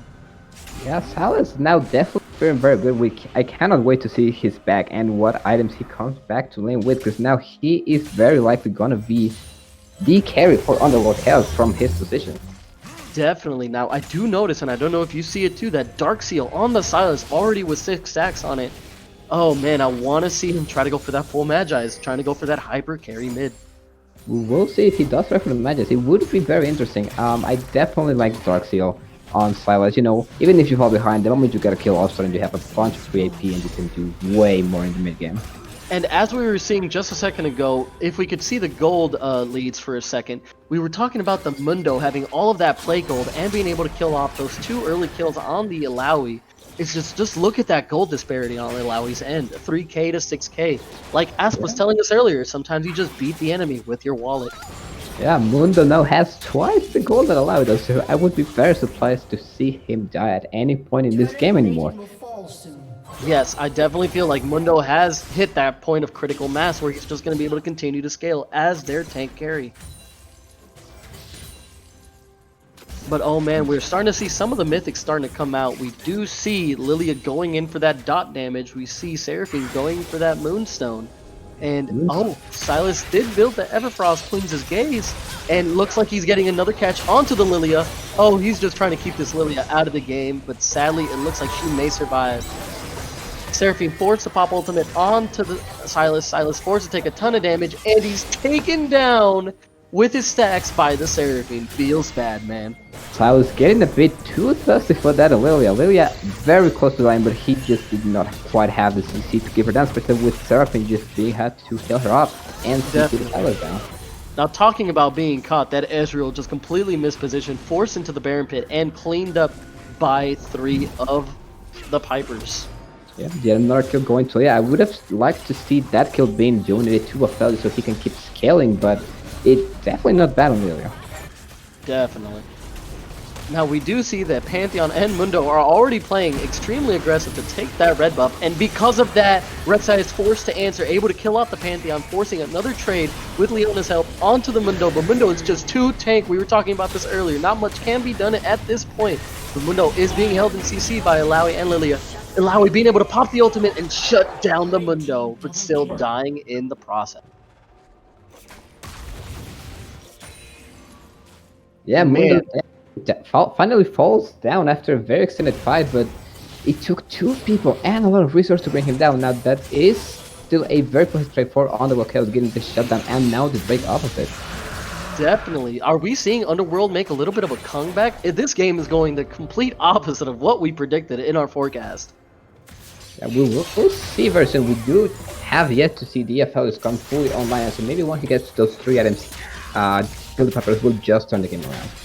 And also, just goes to show you, Chrono Drive being such an incredible player, even with his team on the back foot, he's able to come back with everything that's going on. Chrono Drive definitely being MVP for Underworld.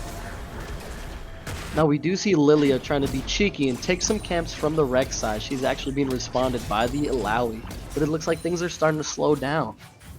Man, what I do want to talk about right now is that you can really start seeing the gold disparity here. It might only look like 5k on the board, but that's 4 mythics for the Gilded Pipers and only 2 mythics for the Underworld. It's not looking good on the board. It's not looking good in items. Underworld is on the back foot, so they just have to play incredible macro to be able to carry this. Mundo is just going in hamstrung onto this Illaoi. Illaoi being forced to flash, but being burned away. Rek'Sai trying to fight the mega tank that is Mundo, but now starting to realize that he is just too strong. Silas is trying to come in to do this extra damage on the Mundo, but Mundo pops ult to be able to get out of the fight. Silas still trying to go in, and Rek'Sai still getting caught. Rek'Sai popping ulti to try to do something, but still being taken down by Mundo. Mundo is successfully taken down, though, by the Silas. Alright, Silas now at 6 kills, feeling very well. And with the amount of CC on his team, he might just be able to carry this, even with Lily being as accelerated as she is. No, definitely. I do feel a little bit sad that this Ezreal has not been able to scale as hard into the mid game as we thought he would. What is this Leona doing? I feel like she may be playing a little bit too passive into that bot lane. That might be it. Actually, that is a very good question. Why have they been playing such passive lanes, especially considering they both outrange and outdamage early on? Definitely. I'm wondering what's going on. We do see Leona ultimate coming out. They were able to do a ton of damage onto the Pantheon support, but not much was able to get out of that. But we do see maybe a continuous trade happening with Illaoi positioning for it. Now question is Pipers gonna want to do this fight since they are on the back foot and can decide? It looks like they don't want to with the Pantheon recall. He does have ultimate to rejoin the fight if he does decide to go through with his recall. But with Silas on the side like that, I don't think they're going to give him a choice. Gilded Pipers look like they're going to be forced into the fight. Pantheon being caught out by a 4-man engaged. Oh no, Aphelios trying to go in for the ultimate to slow the enemy team down. Gets caught out by the full team. Seraphine and Lilia just trying to run away for their lives. Trying to get a little bit of poke at there and survive, but a flash from the Silas gets a ton of damage onto the Lilia. Lilia getting out and Seraphine forced to do a ton of damage and pop ult. Yeah, Castle's Cav on the Pantheon just hesitated too much with his recall. If he just backed and ulted back into the fight, they might have had a chance, but with him staying like that at half health, he just pops. Definitely. We do see Silas really trying to go for this hyper carry roll onto the Lilia Seraphine, but that's too much healing, too much damage. Oh my god, but he's able to get a clean eye on the fact that Rek'Sai killed herself for it. Now we do see Silas continuing to go in. Oh, and he gets a clean kill onto the Seraphine.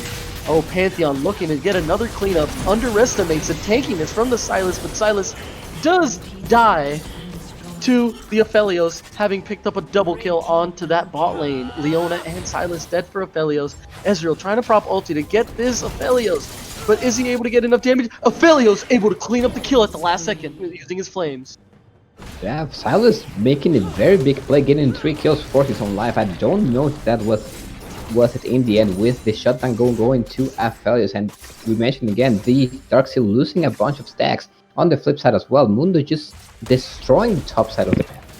Definitely. At some point, they were able to sneak in a very sneaky Rift Herald onto that top side and almost able to take away that Nexus turret. Not the Nexus turret, the base turret. Yeah, they almost took away that inhib tower, but more importantly, I think right now is that the tier 2 fell solo to Mundo. And that is 500 gold on the pocket of an already fed Mundo. That is definitely going to be a little bit wild when it starts getting into the teamfight phase. We are yet to see a teamfight though. It has not been 5v5 yet. Now let's take a second to appreciate this gold disparity here. It might look like it's 6k onto the Gilded Pipers, but where is that gold going? We're seeing that a lot of it is on top of that Mundo, a little bit is on the Lilia, and we're definitely, I don't know, I don't see it when it comes to the actual items in play. What's going on there? Yeah, 4,000 gold lead for the Mundo. He's definitely very much see Pantheon and Mundo trying to get an early kill onto the Illaoi. Didn't realize that the whole team was there. Rek'Sai being killed off in that fight because of a response. We're seeing the first real team fight here, and the cleanup with the Sylas on top of the Seraphine, being able to give that gold to the Ezreal, and the Lilia dying to the Alawi. Yeah, very sad there. As the fight started, Aphelios was not in position. He was still under mid-tier 2 when the fight broke out, so he could do no damage, and Gilded Pipers just ran out of damage. Definitely. Leona popping a nice little ulti, being able to secure that kill for the Sylas. Sylas becoming this hyper carry that we were talking about. Yes, Sylas definitely is pretty much the win condition from Underworld Chaos. Even just looking at the goal, you can tell he is the one that has to put his team on his shoulders and get them to victory. Definitely, and this goes back to what I was saying. Even though the Gilded Pipers has all this extra gold on the board, all of that gold is on the Sylas, and this Sylas is able to clean up on the map any carry that he fights. Speaking of fighting one of the carries, we now see the Mundo on top of the Sylas. Sylas dealing an intense amount of damage. A TP from the Ilaoi is probably going to be able to confirm this kill on top of the Mundo. And let's see who the gold goes to.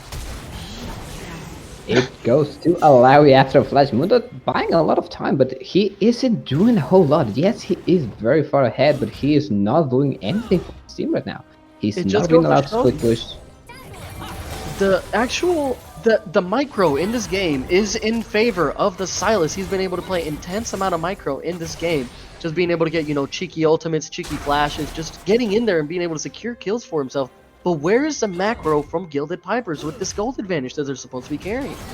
Yeah, they should just be hard gripping around this Mundo and using him and his tankiness to just push through the enemy team, but they are refusing to. They just don't want to play around him for some reason.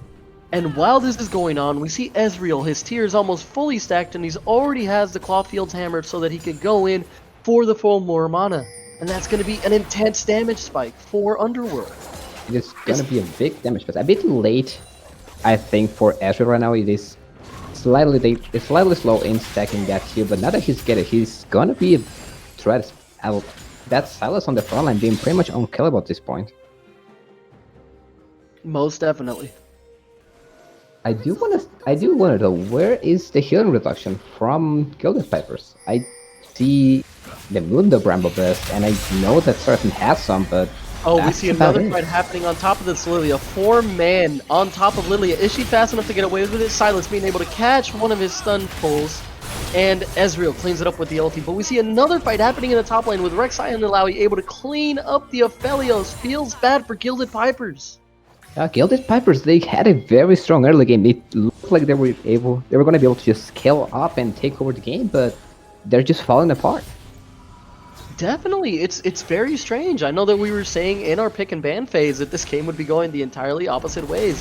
But like we were saying, maybe these dragons are able to give them just enough as a steady buff. They're already trying to secure onto that Baron, get the first Baron, or second Baron, I believe, of this game. And it's just, where's Gilded Pipers to respond to this? They are just enabled to Pantheon is there, but what is he going to do? Is he just going to spear it?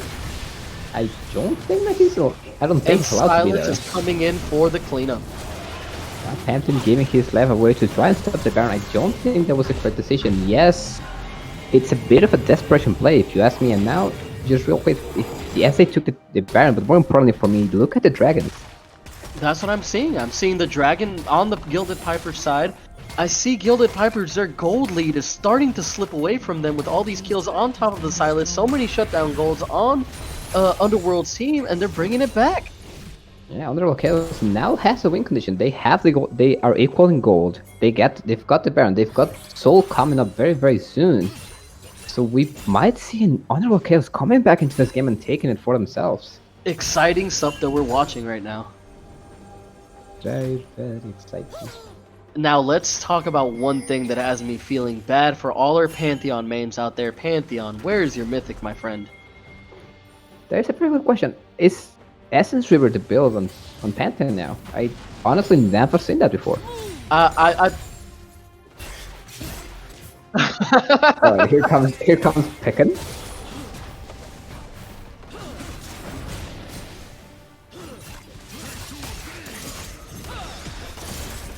I don't even know what your first item should be, but it's definitely not Essence River. I think I know what he's trying to do here. I don't know if you guys are a big fan of YouTube on the League of Legends scene, but there is one famous build that popped out of YouTube known as Mathematically Correct Pantheon. I think that's what we were trying to get seen in that bot lane with the Pantheon, but it's not playing out for this game. I see where that's Oh, coming we see from, but I another don't team think. fight, and Lowy being able to hold off the Gilded Pipers. Their gold lead is slipped away so close. So close, yet so far they were not they just weren't able to convert from that gold lead into any objectives, into anything pretty much of value. The most they got were a few towers topside, but even those towers are starting And to just here not we matter. see Soul. Windrake, again, people try to underestimate it, but I think there's so much potential in the Windrake to give that ultimate cooldown reduction, that extra bonus movement speed in and out of combat. I definitely feel like this is going to just scale this so much farther. Silas stealing the Seraphine ulti to try to get a kill onto the Seraphine. Seraphine forced to use her stopwatch. We are just seeing Gilded Pipers is bleeding away this game. Gilded Pipers just kept getting caught, and props to Underworld for playing a very good team game and realizing, hey, we need to start playing around these silos. We need to start playing with our carries and getting us a win condition. By the way, I know that we were speaking about it, but as that was going on, for all my Leona mains out there, Leona was able to kill steal somehow a double kill from both the Lilia and the Aphelios, and now we see in the Gilded Pipers trying to get an extra cheeky. Oh, I can't even speak right now. I'm just impressed that this Silas pushing all the buttons and killing off that Mundo. Yeah, Silas at this point has such short cooldowns, and if you look at his build, he has that healing reduction, so Mundo all of a sudden can't just face tank him the way he would probably like to. Yes, we're definitely. I noticed the Cosmic Drive in there just spiraling his cooldown out of control to just be able to hyper carry this game. Silas, Chrono Drive, again, playing incredible micro and macro. Yeah, Chrono Drive, a very, very strong carry player. I hope to keep seeing him on carries during this tournament, but honestly, I'm kind of curious to see what he would look like into a more early game oriented champion like a Renekton, maybe an Assassin. I definitely feel like if people want to have a chance in this tournament, Chrono Drive needs to be the picker ban player. But I guess so you do need to make him very uncomfortable and get him behind, but even then, the rest of the team is not a pushover. They're doing a very good job of coming behind from the deficit they have. Definitely. We are seeing a 5-man rush from the Gilded Pipers, trying to do something to Underworld, but not much is going on. Lilia and Aphelios getting on to Leona, killing off the Leona, but as that was going on, Aphelios himself was killed and the Seraphine is taken away. Silas is looking for that kill onto the Lilia with the help of Rek'Sai, and Rek'Sai is able to be cleaned up, and we see Alawa going in for a triple ulti, being able to kill off for a double kill with the Mundo. Oh, this game is going wild. The game just went into overdrive, and I think we're seeing the issue with the Gilded Pipers game plan, because I don't know if you noticed, but Aphelios was not doing damage to Leona. Definitely not. He was just not there. I feel like he was. The micro lag of Gilded Pipers is now being shown. I think there might be a little bit of tilt related to these plays now because of the comeback from Underworld. Yeah, they were getting desperate. Their team comp is definitely not suited to engage, yet they're trying to look for a just hard forward fight, and yes, maybe they could pull it off, but Aphelios just doesn't do damage, so they just don't have the ability to kill anybody. Definitely. It's sad to see, but Underworld is definitely coming up in this game, and Gilded Pipers, you can see that gold lead is now favoring Underworld. They have come back. They are officially in this game, 31 to 22 kills at 30 minutes. Yeah, and with a Baron coming up, it looks like Underworld Chaos wants to just take this Baron and end the game with it. We will see if they're able to execute that. Taking Baron is very, very dangerous. It is dangerous, but I feel like Underworld does have that possibility. The Rek'Sai went into a kind of pseudo bruiser role to be able to get onto that backline and get them away from the fight while Silas just cleans everything up in the front. I feel like this Baron play with the open mid is just going to spell the end of the Gilded Pipers. And as we see, well, this Rek'Sai. Rek'Sai going in, like I said, as a distraction, as we see the Ezreal ult comes out, and Ezreal able to pick up 2 more kills on the Seraphine and the Lilia. Yeah, in my opinion, I would think that the Rek'Sai overstepped her boundaries a bit. She isn't exactly tanky, but she just didn't die fast enough. Gilded Pipers did not have damage. Now we do see a little bit of a fight between Leona and Mundo. Mundo, of course, clapping onto the Leona, but Ezreal is in the back trying to do some damage. We see a TP coming out from the Underworld. It is being Alawi onto the mid lane. They are definitely trying to look for a finish here. Are looking for some? Well, we see Silas taking out the top lane, maybe looking to get a second inhibitor, but we see that while the mid lane is pushing in, they already have pressure on that bot turret. Yep. Very unfortunate timing turn for Underworld Chaos with Aphelios getting his flamethrower. He has a lot of whiffers, so he might be able to stabilize this position until Gilded Pipers gets that Baron. Definitely, definitely. We see very soon Elder also coming up, so we do have to wonder which objective is gonna get furthest, and we don't have to wonder anymore, hopefully. They were already there, they were positioned, they had the wardage, there's no reason why they shouldn't go for the Baron, but I definitely see them going straight for that Elder afterward and picking a fight with the Gilded Pipers if they decide to position for it, which it looks like they're moving in that direction.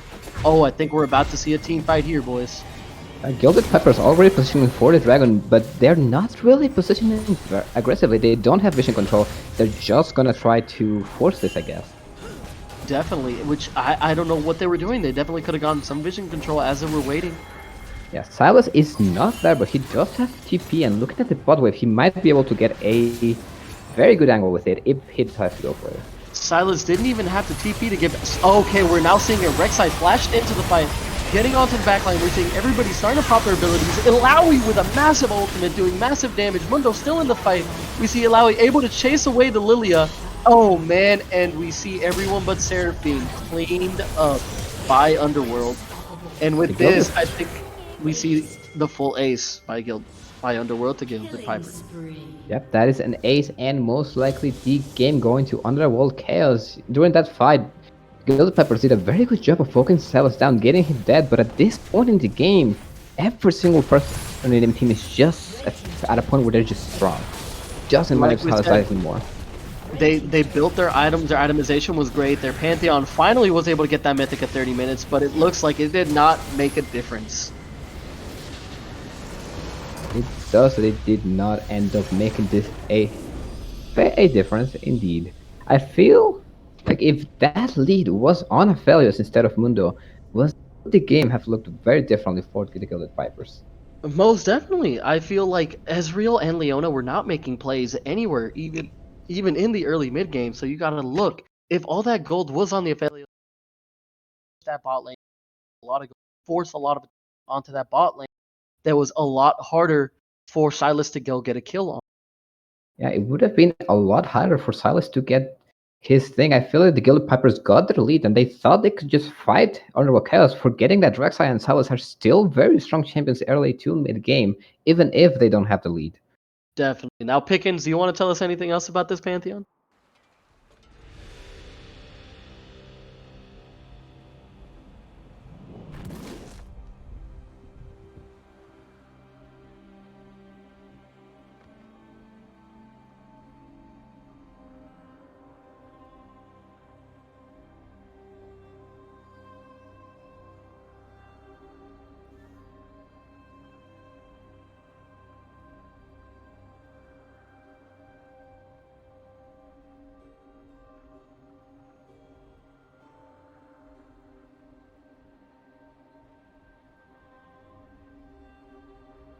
Well, ultimately,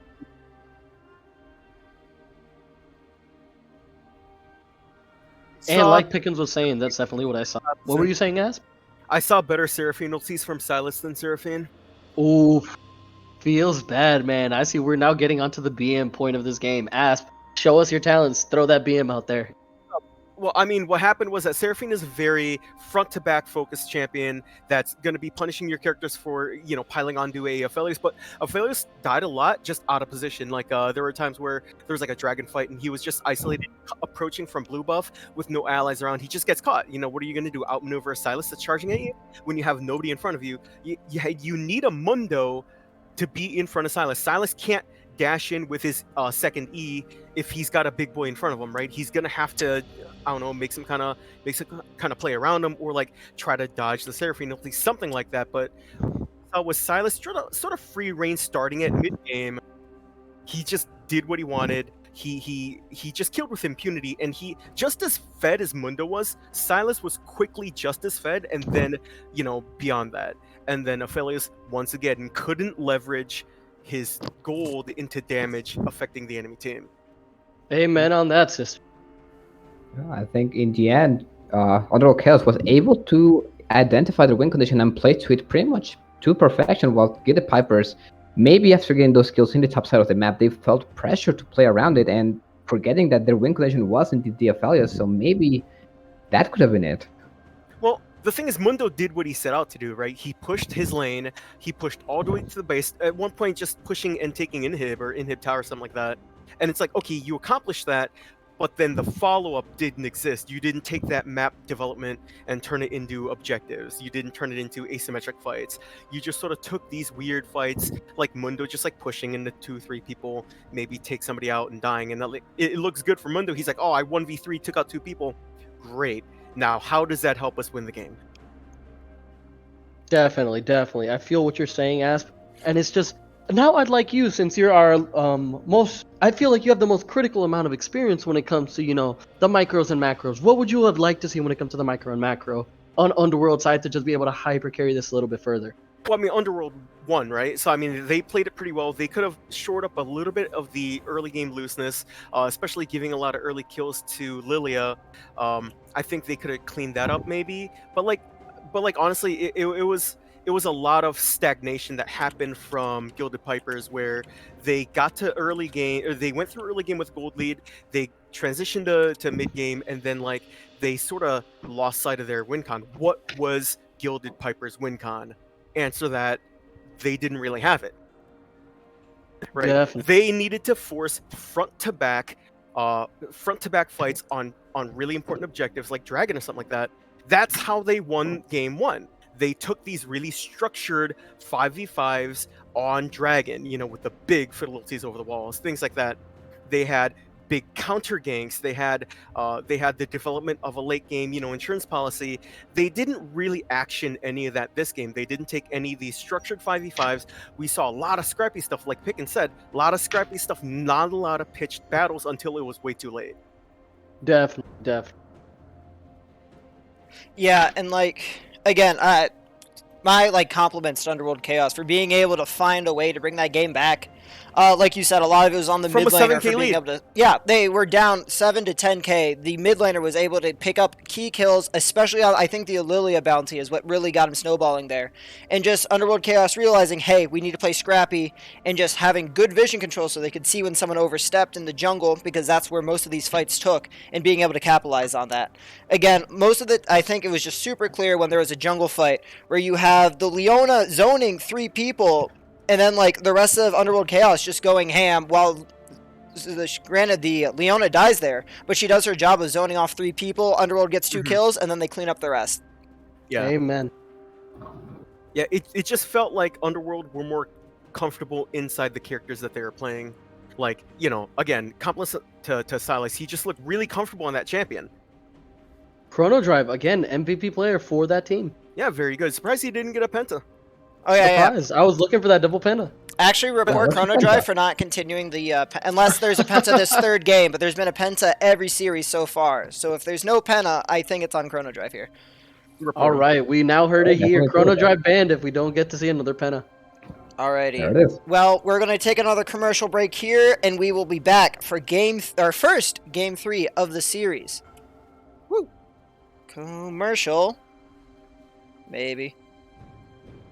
We now see behind the curtain.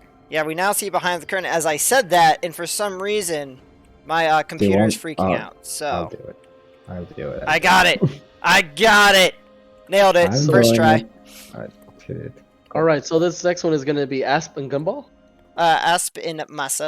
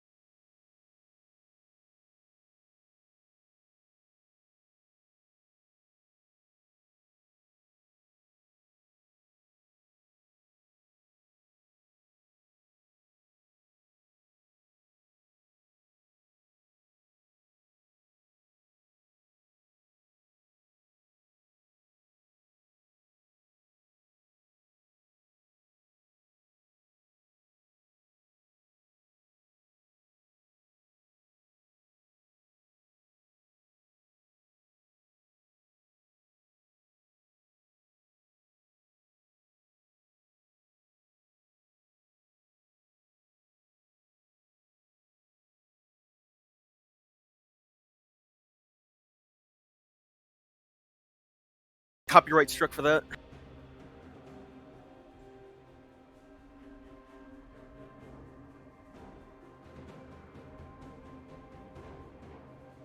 Huh? Yes.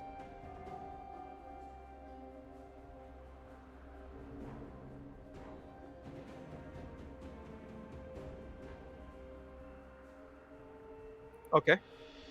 Yeah, I'm on the page.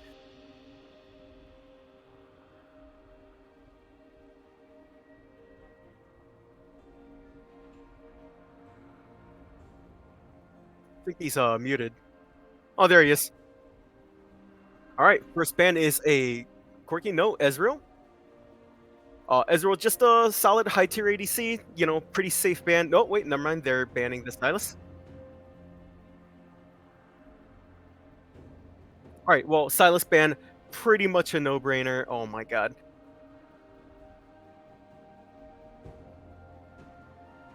Yeah, no-brainer, right?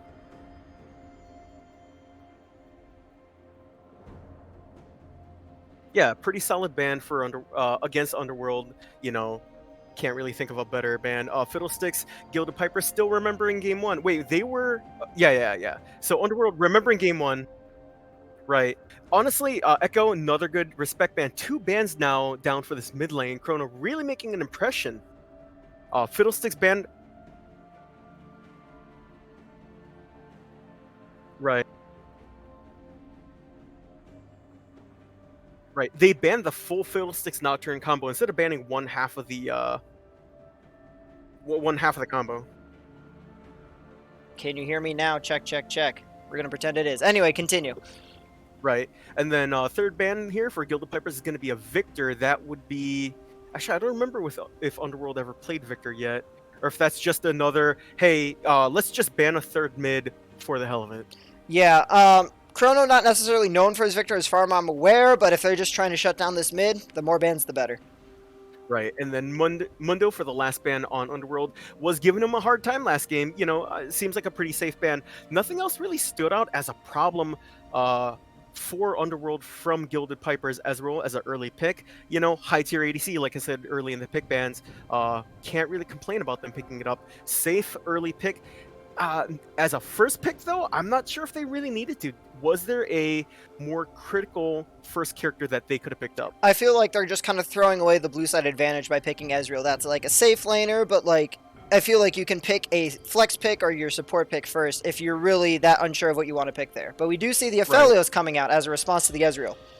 Yeah, a lot of high prio in these ADCs. I'm not sure if I completely agree. Like, not that the ADC meta is really that, you know, strong right now, but like I don't know why you would super early pick these ADCs unless you're just trying to get them picked another way so that you could counter pick later. Mordekaiser, first time coming in through pick bans lately, lots of Mordekaiser bans, and we finally got one in game. Looking forward to seeing it. I mean, if it was banned that often, hopefully they don't regret try banning the mid laner just to get smacked top lane. So we'll see what this Mordekaiser can do. Right, not to throw too much shade on Underworld top laner, it has not been a humongous factor in this series lately. Like, it has just been kind of holding their own, not really making a humongous splash, not nearly as much as the Mundo from game 2 especially. Definitely. The Alawi was making some big plays late game, but that's just the Alawi kid. I'm not sure how much we can say to the player and how much we can say to Tentacles Go Burr. We got the Gwen as an answer for Mordekaiser top lane. I'm going to assume that's a top lane. Leona, pretty standard bot lane. You know, good answer for all sorts of problems, right?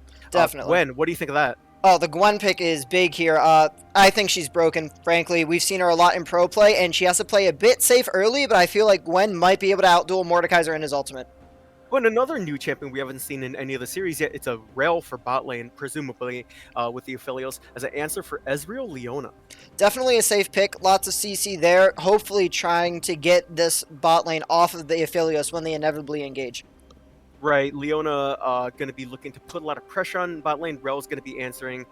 Kind of hard to drop a Rel on Ezreal, though. He's got the Arcane Shift buffer. First ban for second phase is Zac. What do you think of that? Yeah, they're just trying to keep people off the Aphelios. And, like, I think the Rel is more to keep the Leona off than to get on the Ezreal, because you're not getting it on the Ezreal. So it seems like UC is prioritizing, once again, protecting this Aphelios and banning out any champ that can get on him. Yo, we've got a fourth mid lane ban. One Yeah, second, go ahead. I do have to interrupt.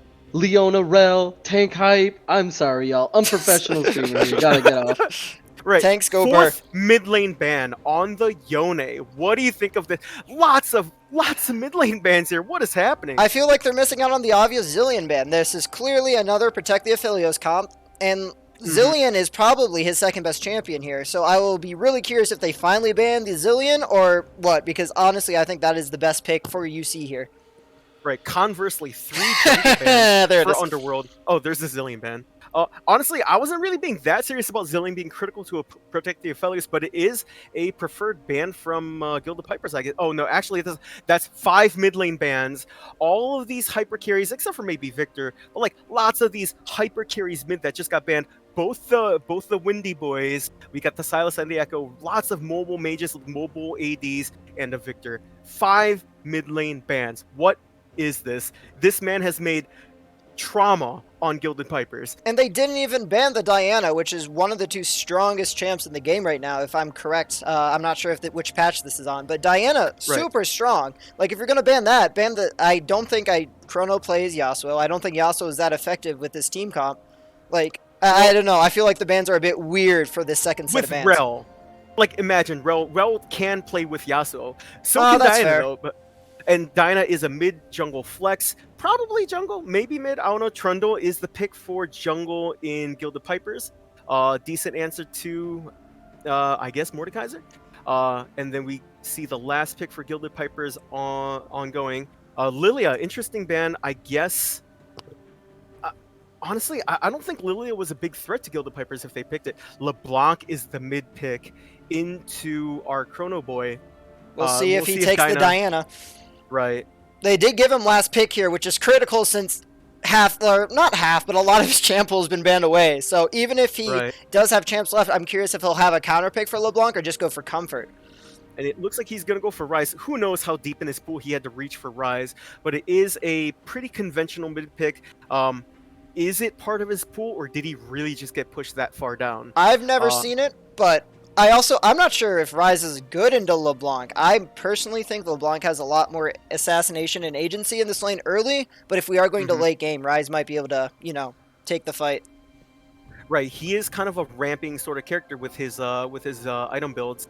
I guess he does have a click target route on LeBlanc. It is sort of useful, I suppose. Another character that can stuff a bit of engage against like Trundle and Leona. It's gonna be really hard for a character like Rise to survive a gank by Trundle though. The boy just comes up and pills him. What's Rise gonna do other than flash?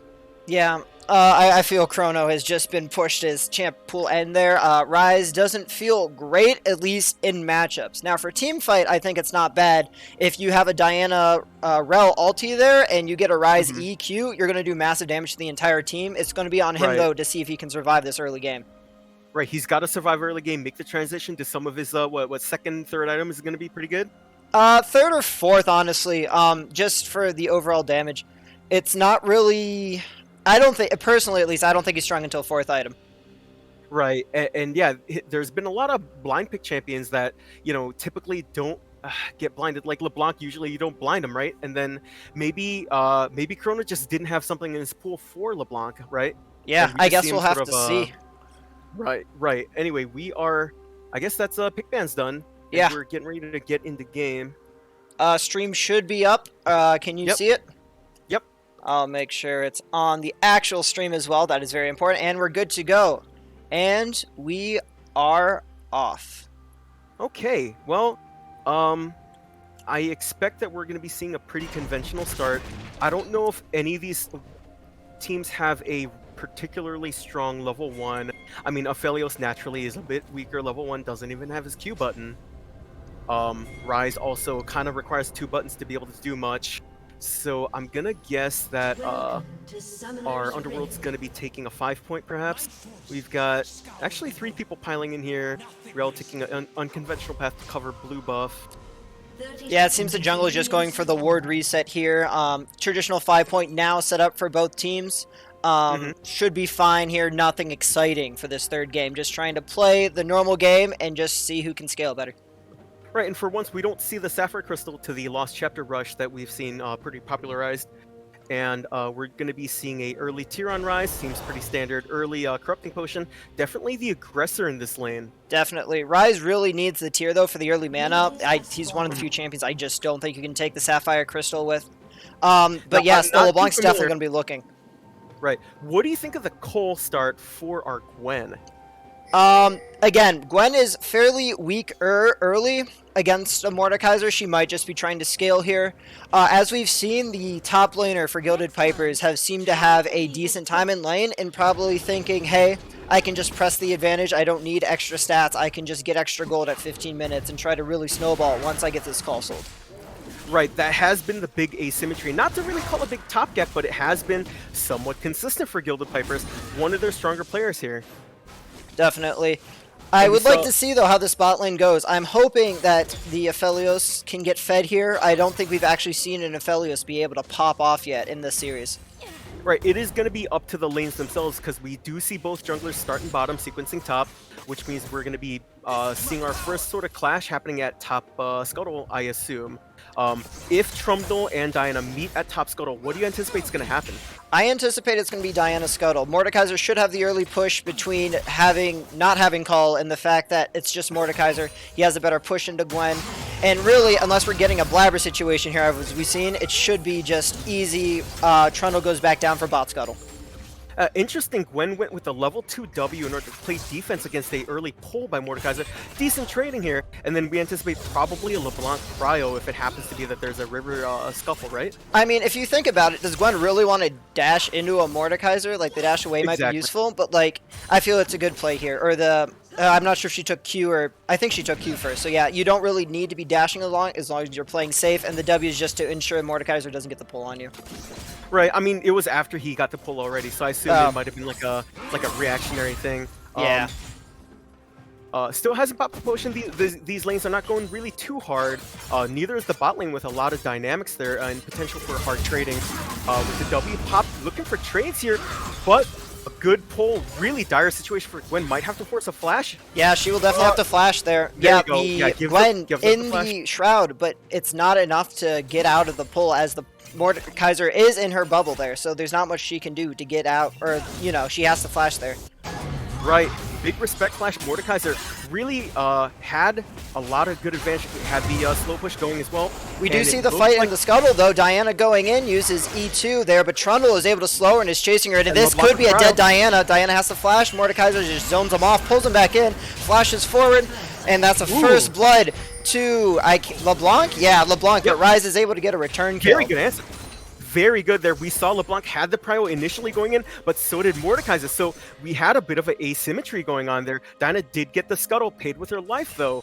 And pretty good early kill for Rise and LeBlanc both. How do you think this affects the mid game or mid lane afterwards? Frank, it goes on to both. So overall, the mid lane matchup is the exact same. We'll just have to see if LeBlanc is able to roam and how well Rise is able to farm. Because Rise getting an early kill will help him with his wave clear and just overall damage, but LeBlanc is deadly. But we have a gank coming top lane. Trundle saving the pillar, bites for the slow, just running him down here. Pillar comes out. Mordekaiser flash, Trundle going under tower, and Gwen picks up the kill. Really good persistent chasing going on. You know, Gwen has the E reset when she auto attacks. Trundle can be fast on his zoning, and he's got his pillar, he's got the Q slow. It's really hard to get away from that once their claws are in there. And I like the hold on the pillar initially, making sure that he's forcing Mordekaiser to flash there and making sure he gets a good pillar placement. Yes, very rewarded for his patience.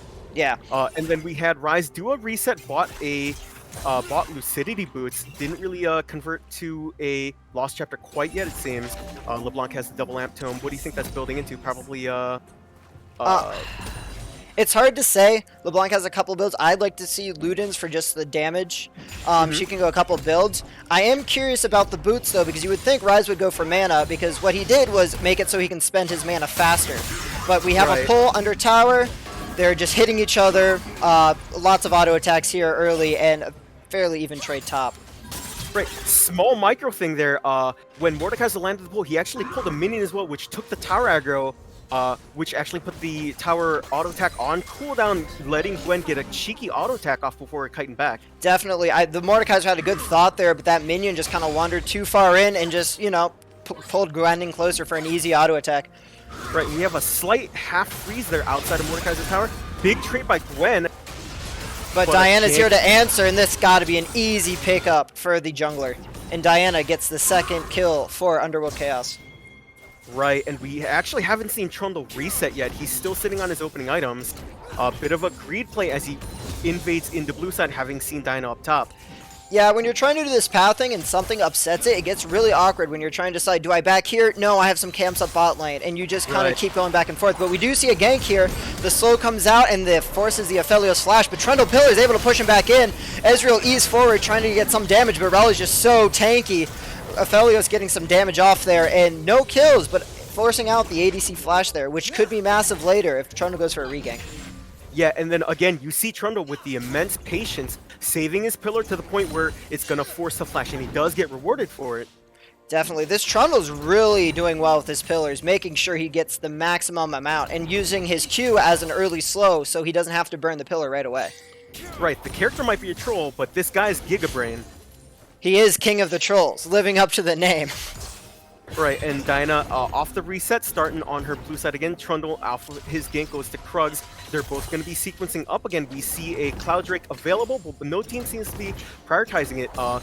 Neither team really big on the Dragon Prow. Diana actually... I think Diana has it here. Trundle still hasn't backed because he's still doing camp. So Diana's up on items, backing up now, but they have bottom push, and Ryze can easily get mid push. I think this is an easy dragon anytime Underworld wants to go for it. Right, it's true. Underworld is going to anticipate that a reset is overdue for this Trundle since he showed bot on that gank. And then we see basically mid lane just sort of hovering. They both got their early kills, but they have CS parity, about XP parity as well. Trundle actually a bit behind. He's still level 5, I believe? Yeah, Trundle's sitting here at level 5 and still hasn't backed. Looking for the top scuttle though. Diana also really pathing top. Yeah, this is really hurting this Trundle. As you can see, the tempo problem here, he just hit 6, but like, again, very, like a full level behind Diana, as you can see. And 20 CS down, or 25 actually. So they're going for Rift Herald here, and hopefully after this objective he will back. Well, I mean, if he even gets it, right? There's no telling what might interrupt him. He's not going to be taking it that fast without any items done. Definitely, and there's no, actually, LeBlanc does gain prio to be able to move in. Mordekaiser's also getting prio, though, so we'll see if there's any fight at this Rift Herald, or if LeBlanc's able to kind of zone everyone off. Looks like Diana probably got vision over the wall on that scuttle, or not the scuttle, the Rift Herald. Yeah. And it looks like they're just going to leash it. Ooh, tragic to be forced to leash it at that level of health. Yeah, and you can see they're really hoping the eye opens back up real quick so they could just do a quick hit smite there, but Shelly... not patient enough for that, walks back and is at full health again. And now we see Underworld Chaos rotating to get this Rift Herald done. Right, and it continues the tragedy of this Trundle and his tempo. Really bad tempo for this Trundle, and he's really paying the price here. He can't really fight this. He hasn't even reset, so... Yeah, we see Gwen get information that they're doing it, and then they also get information because the game tells them, as they secure the Rift Herald and give it to the Mordekaiser, which is interesting. Right, and he goes back to his lane just in time to catch it before it hard crashes. Really good for this Mordekaiser in general. Definitely. I would have liked to see it on the Diana just so they have diversity, but with the 4 tower platings, it is probably going top either way, so not a huge deal. Right, Mordekaiser is the only person to have taken a plate so far. Yeah, overall, this game has been just farm up and get ready for 6 or the first team fight. Right, lots of good parity, only diff being this jungle here, and how is that going to pan out? I mean, is this going to butterfly effect as we go? And I think we've already seen some of it butterflying effect. We've seen the Diana able to make plays and get objectives, while the Trundle, unfortunately, has been trying his best and has had great pillars, but hasn't actually been able to succeed on anything after the first gank top.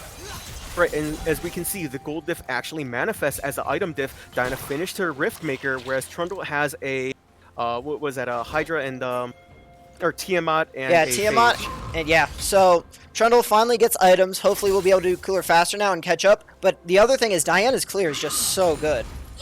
Right, as you can see, Diana is looking to augment her gold, not quite landing though. Mordekaiser, kind of hard to gank for. I mean, he could just ult here, honestly. Yeah, the real nice thing about Mordekaiser is if someone comes up for a gank, Mordekaiser ult. Now, I think if he ults Gwen, Gwen might be able to give him a run for his money between having the mobility to dodge his, you know, his abilities and her ult just shredding bruisers and tanks. True. Plus, I think she might have just W'd to cancel Mordekaiser's ulti. I don't know if he even pressed it, but that timing on W was quite good to dodge the gank. Definitely. Mordekaiser ulti is still up, so it didn't go off at that point. I know some We things see a lot of can plays on reset it. Dragon. Yep, it looks like Trundle just snuck the Dragon. He's getting collapsed on by the enemy We'll team. see if he can sneak it. Leona's there trying to peel him off, but I don't think he's going to be able to get it. Rel is just too persistent. Aphelios comes up with the purple gun, and that is a kill for the Rel, as her, I believe that was one of her passive abilities going off after she pressed something. Right, it kind of a concession kill considering that Trundle just took the Dragon out from underneath their nose. He didn't have Prio for it. He just happened to risk the sneak and got rewarded. And, Cost him like, his life though. The kill on the Rel makes that totally worth. Like, what's a Rel going to do with one kill? They'll a Right. Dragon for a support any day. Right, interesting. Rel did decide to go for plated steel caps against a 2 AP team. Yeah, it has to be for the Gwen and the Trundle, right? Like, for the auto attacks, but I don't think that's really worth it here, especially for the first item. I would have liked to see either, like, an HP item or, honestly, a just straight-up armor item. Right, level 2 boots Prio seems kind of strange for a support that might actually try to roam. Diana actually answering that. Yeah, pressure. here comes the ulti, though, from the Gwen, but we won't get to see that either, as it does not confirm into a kill. Some trading in the bot lane, but we see LeBlanc's mobility just getting her out of the gank that otherwise probably would have killed most other mid laners. Right, and her passive actually being popped gives her that 1 second of invisibility to help her evade that gank from Diana. Yeah, this is actually kind of hard for Diana to gank this mid lane because so mobile. It's kind of the same for the Trundle top lane. Once Mordekaiser hits 6, do you really want to gank these lanes? Right, and well, you see Diana might have actually gotten a kill if she didn't use her ulti to kill Trundle earlier. That kill actually going over to Rel, as you remember. Yeah, that again, very tragic. But what I'm expecting to see here is both, at least the Diana kind of staying towards the bots, or the... never mind, not really. I expect the Trundle to stay towards the bot side because he can't really gank top. Right, we see Rift Herald being popped actually up top. Yeah, like we expected, that has the most turrets taken, so you're going to get the most value out of it. But we haven't engaged from the Leona here, but Rel, very mobile for those things. Trundle, though, falling up with a pillar, isn't able to get anything, and I just don't think there's anything here. Right, Trundle went with the lane gank, which is something you expect from somebody with hyperspeed like a Hecarim or a Rammus or something like that. He just sort of walked at them, forced a flash though on the Rel, and a yeah, I mean he got the flash, I suppose. Randomly speaking of bot lane, what do you think of Aphelios prioritizing the Zerker Greaves instead of his first big item? Again, Mythics are pretty big, and especially with the past games and how this team's playing, I would have liked to see him go for the Mythic first, because I just don't think the mobility's that useful going in. Again, you're not going to be able to catch the Ezreal, and then the Rel is kind of there for your peel, so I don't think you really need to prioritize your tier 2 boots. Right, he did go Zerker Greaves in the Vamps after trying to sustain and I guess withstand the Ezreal poke from range. I guess just helping him. Oh, here comes the Trundle gank though. LeBlanc blowing her ultimate to just catch up. The flash over, but it's not enough to stop the chain, but it is enough to get him out of there alive. Chrono Drive able to still stay alive, which is what he really needs to do, as we were talking about in the draft for this early game. If he stays alive and doesn't feed, he'll be massive by mid-late game. Right, and we see the perpetuation of this pattern. Trundle walks in, patient, pops the pillar, forces flash. It happened 3 times now. The one thing we haven't seen resulting from that is the regank. After the flash is down, why do we not see the repeat gank? And I honestly don't have a good answer for you. Like, we've been saying, he's getting all these good ganks out, getting the flashes out, but we're not seeing any re-ganks, and so these flashes are just, the ganks don't really amount to anything. Right, exactly. We had the Aphelios force his flash early, and he has his flash back. You know, we've got the Mordekaiser had his flash taken away, and I guess he did die later on. Yeah, but you can still re-gank that. So, but Right. we just haven't seen much re-ganking. We'll hopefully see a re-gank mid lane in a bit, but... Right, we see about a little bit over 1,500 gold difference. It's probably on the jungler. What do you think? Well, I will press a button and check, and it is on the jungler. Diana, almost 1,000 gold above most of her teammates, if not more here. While on the other team, we see that it's spread out between the mid laner and their top laner for the most gold in their team. And the Rel gap, as you can see from the 1 kill she got. That's truly tragic, honestly. Hopefully that won't mean too much, but that one kill on Aphelios could make the difference, as this guy is a very hyper carry, but needs kills to be able to do his job. Right, and we saw LeBlanc get the Ludens like you said she would, and Trundle doesn't have his Mythic done yet. It does look like it's going to be, well, what do you think it's going to be? I honestly don't play Trundle that much. Going off the Phage and the Sheen, maybe a Divine Sunder or a Triforce. That does seem pretty meta. Yeah, the probably Divine or the Triforce would be good for team fights. Not entirely sure what they're going for here.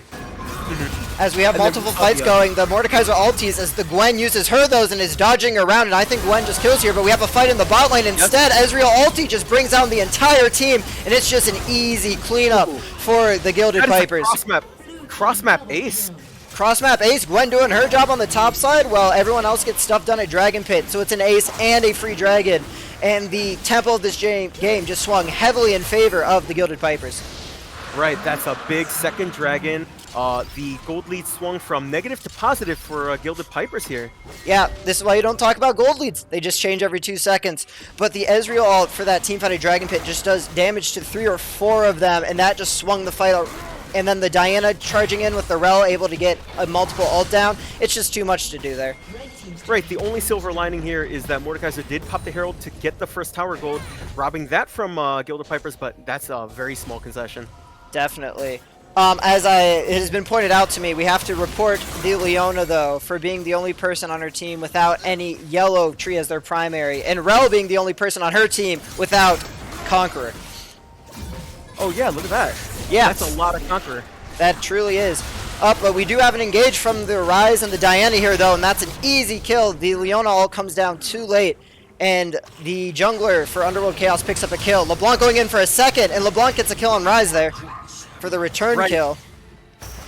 Like, pretty big burst here for this mid that hasn't actually been very active before, but on the LeBlanc, very large amount of agency, can play pretty aggressive with the W to snap back to. Yeah, and this is the issue with Ryze. If you roam with him and you get caught out, you're just dead. You have no real mobility, and the root doesn't matter when the LeBlanc's already on top of you and has done her full combo. Right, I guess the only thing he can really do is pre-order ulti to get out of there. LeBlanc only has the chain to really interrupt it. Yeah, and he'll have to do that way in advance because that ulti takes 2 seconds to trigger, and LeBlanc takes, you know, maybe half a second to kill you if the combo comes out correctly. Yeah, interesting. We do see Ryze's ulti on cooldown. Did we catch what he used it for? I did not see it at all. He might have tried to use it to get out of there during the... I see. But I did not really see it. LeBlanc going in for some trading here. Mordekaiser ulti comes out. W's away to try to prevent the passive from going off. The clone comes out, and she is able to kill him in the Mord ulti. Right, that was some busted ankles. LeBlanc dodged a couple skills and then did the burst. Very Definitely. good play by this LeBlanc. Yeah, and just quick props to this Rel for buffering the Leona ulti with her jump forward. And speaking of jump forward, she goes back in, the Ezreal ult comes out, the Aphelios ult comes out, sorry, and Aphelios just doing so much damage here, but the Trundle actually is picking up kills here. Wow, the Trundle very resilient, and Diana with the ulti claiming a return kill. Yep. Rel, very Here comes bold the root start though to on that the... fight. Oh, never mind, sorry, go ahead. Oh yeah, I mean, it was a very bold start to the fight from Rel. Bit of a misplaced faith, I guess. Ultimately ends in a 1 for 2. Yeah, I was also confused. I saw the 2 kills come down. I'm like, yes, well played. And I'm like, wait a second. No, Trundle's just eating them, maintaining his health with his Q and just doing work. We've got a lot of momentum here from this LeBlanc. It looks like he's going to be going for a Cosmic Drive next, based on what he's got ordered in his items. I suppose that's going to be very dangerous. That ulti combo is going to be available very often, going to be roaming around, picking off kills here left and right? Roaming around, and just this Ryze in general, if LeBlanc pushes in, that's an easy tower dive for her, because she can probably burst the Ryze down before he gets his root off. And even if he does, she takes 2 tower shots and clicks W and isn't there anymore. Speaking of items, though, Ryze deciding to go for Liandry's. I'm not quite sure if that's optimal. What do you think of that? I am just a big fan of the Ludens, honestly. That's just what I run on most of my burst champions. Liandry's can do work for these prolonged team fights. If you have your Rel and your Mordekaiser truly tanking during the front line, it can become useful. But with this team comp, with the Mordekaiser pulling people out of the fight, with the LeBlanc coming in to assassinate people, I'm not sure if he's actually going to be able to build up the passive enough for it to matter. But we do have a fight coming down here. The Mordekaiser ult's trying to get into a 1v1, but the Trundle just chomps his head off, and that is an easy kill for the Gilded Pipers. Yeah, I gotta say, it feels bad. Whenever you're in Mordekaiser and you're not the strongest 1v1er on the map, it feels really bad. You pop your ulti and then die, oof. Yeah, and also the fact that if Trundle waits to pop his ulti after you pop yours, like, he just gets, you know, you're not actually getting those free stats. Right, and yeah, Trundle is a really good answer to Mordekaiser. Same thing with Gwen, to be honest, with her passive and her dueling ability. Definitely. And going back to the mid lane there, we just saw Ryze get his root off while LeBlanc was just trying to CS, and even though LeBlanc was using her abilities to CS, still evenly trades with the Ryze, who was just trying to target her. And perhaps we're seeing the 5 mid lane ban meme actually paying off, as it looks like Chrono's not nearly as comfortable on Ryze as some of his other picks. Yeah, and I am still kind of confused by the Ryze pick into the LeBlanc, as Ryze is known to not be very mobile early, and the fact that LeBlanc is just so easily able to get on top of this Ryze and just burst him down. Oh no, the Ezreal W ulti just brings Ryze down to almost no HP, and it might force Underworld Chaos. Oh, here comes the backline. No kills picked up yet though, but that was a lot of damage onto some of the members. Ryze is able to pick up a kill on Ezreal though. That was a good pick by Ezreal, good snipe right off the back of that. It yes. is actually a 4v5. I mean, it's a 4v4 now, but it starts as a 4v5 for Gilded Pipers. Yeah, they have enough power just to have the Gwen split top. Even with one of their members gone, they're still able to force this, especially with the Ryze falling to the Ezreal. Right, conceding it now to Soul Point for Gilded Pipers. Yeah. And all the surviving members of Underworld forced to sort of reset, I guess, and reevaluate their win count. Speaking of which, what do you think is the win count for Underworld? Underworld, honestly, it was the Ryze and the Aphelios. It's probably just falling to the Aphelios at this point. I'm not sure what the Ryze will be able to do, but you just have to use your Ryze to probably use his ability to CC for the Aphelios and hope the Aphelios can carry your team. And Aphelios with the shield bow and, I don't know, 1/2 item done afterwards. Yeah. He's not really at his item spike yet. He's going to need like 3-4 Not. Here comes the steal though, or the attempt. The Aphelios ult whiffs everything. Rel's in there by herself, and the Diana isn't able to follow up on it. I think they should just back up, but here they go. The Diana goes in, stunned up, not able to ult here. The flash out. Diana got them Baron. She did. The big pick there though, and then the cleanup, we'll see how many of them actually get to keep it, as Ezreal is just picking people off left and right. The Leona firsting the Aphelios. You have to think this goes bad for the Leona here, and the Aphelios picks up a clean kill. But it is just the Aphelios with the Baron, and the Diana did a good job stealing. But ooh, can he run away from this? LeBlanc has his ulti back. As you can see, he's got a lot of cooldown there. yeah, and he's saved by the minions blocking the chain, so LeBlanc doesn't actually get a full combo off. But Ezreal and LeBlanc know he is the only one with Baron, and they are looking. Ooh, big poke there off the Ezreal. Definitely. And that was a hectic Baron fight that ultimately went to Gilded Pipers, even though Diana stole the Baron. The thing is, they didn't know what to do. They were like, are we stealing Baron or are we fighting them? They kind of did half of one, and then they sort of half of the team retreated immediately after Baron died, leaving Diana holding the bag there. And I think what happened was Diana's E was out of range, which is why she had to walk all the way around, because if Diana E's on top of that Rel ulti and then ult, I think that is the turning point for Underworld Chaos there. But since she wasn't able to jump the wall with the Rel, the fight gets super messy, like you said there, and Diana is able to pick up the Baron, but it is very bloody. And a lot is sacrificed for Underworld to get the Baron. Right, it did cost them dearly. Now, a small thing, we did have an Infernum ulti from Aphelios that actually landed. If he were patient and did it as Diana went in, that might have actually been full 200 years. Yeah, we see Ryze getting caught out here, and like this said, this champion's not mobile against this mobile team, and Gwen just dashing all over the place, easy pickup. Right, and Diana's thinking about the return kill, possibly? Diana's thinking about it, but we have the LeBlanc fight going down while we wait, and Trundle getting a ward. Very important to this game right there. Oh, it looks like Diana actually conceded the position ultimately. Yeah, she was so close to tower. If Diana doesn't get on her immediately, that's just begging for there to be a turnaround once you get under the tower. Ooh, LeBlanc with a cheeky back and forth plays, walking around all those Mordekaiser buttons. Yeah, LeBlanc go in, maybe too far here, but has the W to get out. Chooses not to root him up. Oh, and the LeBlanc with a 1v1 in the top lane, just dancing around the Mordekaiser, making sure he doesn't get his passive off and missing all of his abilities there. Right, a very mobile champion. Mordekaiser is skill shot on everything except for, I don't know, his W and his right click. Like, he had his ankles completely busted. Yeah, and like, it's not even that hard for LeBlanc to do. She has 2 dashes. She has, if you get her low enough, she has her clone that you can just use to like fool the enemy. There's just, it's so hard for this Mordekaiser to get anything done there, especially now that LeBlanc has 5 kills. Right, and you saw Mordekaiser, even at death's door, did not even choose to use his ulti to try and defend himself. Yeah, I mean, also, like, you never, even if you ulti yourself there, you're kind of wasting it, because the LeBlanc, as you see, just dodges around, so he's probably just saying, hey, this isn't going to happen, I'm dead here, I want to save it and try to peel for my Aphelios later. Right, and speaking of saving it, they're going to try and save their inhibitor tower, grouping up with Ryze, rendered really low in health, forced to back off, but it doesn't seem like they're going to engage the siege too hard, especially considering they don't have Baron. Yeah, Dragon's up in a bit of time. Right, and that's going to be the make or break probably for this game. Underworld really forced to... I mean, this is going to be their win con, right? They need to do a pitch 5v5. It didn't really work out for them last time they went to Dragon, but this time it's for Dragon Soul. Yes, but the issue is you have 2 of these lanes pushing up, so you either have to dedicate a member to the top lane to stop the Gwen, or you have to give up this Dragon. And we see a mixed call coming out here. Mordekaiser and the Ryze going down, maybe trying to get this done before the Dragon starts. Yeah, Ryze pushing into Gwen, I guess a bit optimistic about his prospects. Real ulti goes down big, the Aphelios is able to do some damage, but both of these members are just so tanky, it does nothing. The Ezreal ulti comes out trying to snipe it, but it goes to the Leona. Meanwhile, we have the Diana and the LeBlanc 1v1ing. The Mordekaiser ulti is trying to at least kill this Leona, get something back, but I think Leona's too tanky. He's going to pop out. Oh, nope, Mordekaiser does get one, but it's going to be one for another.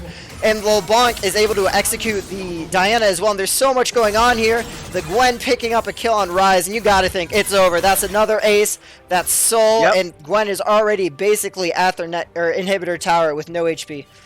Right, we've got the return of the cross-map ace with the Gwen on the other side as before.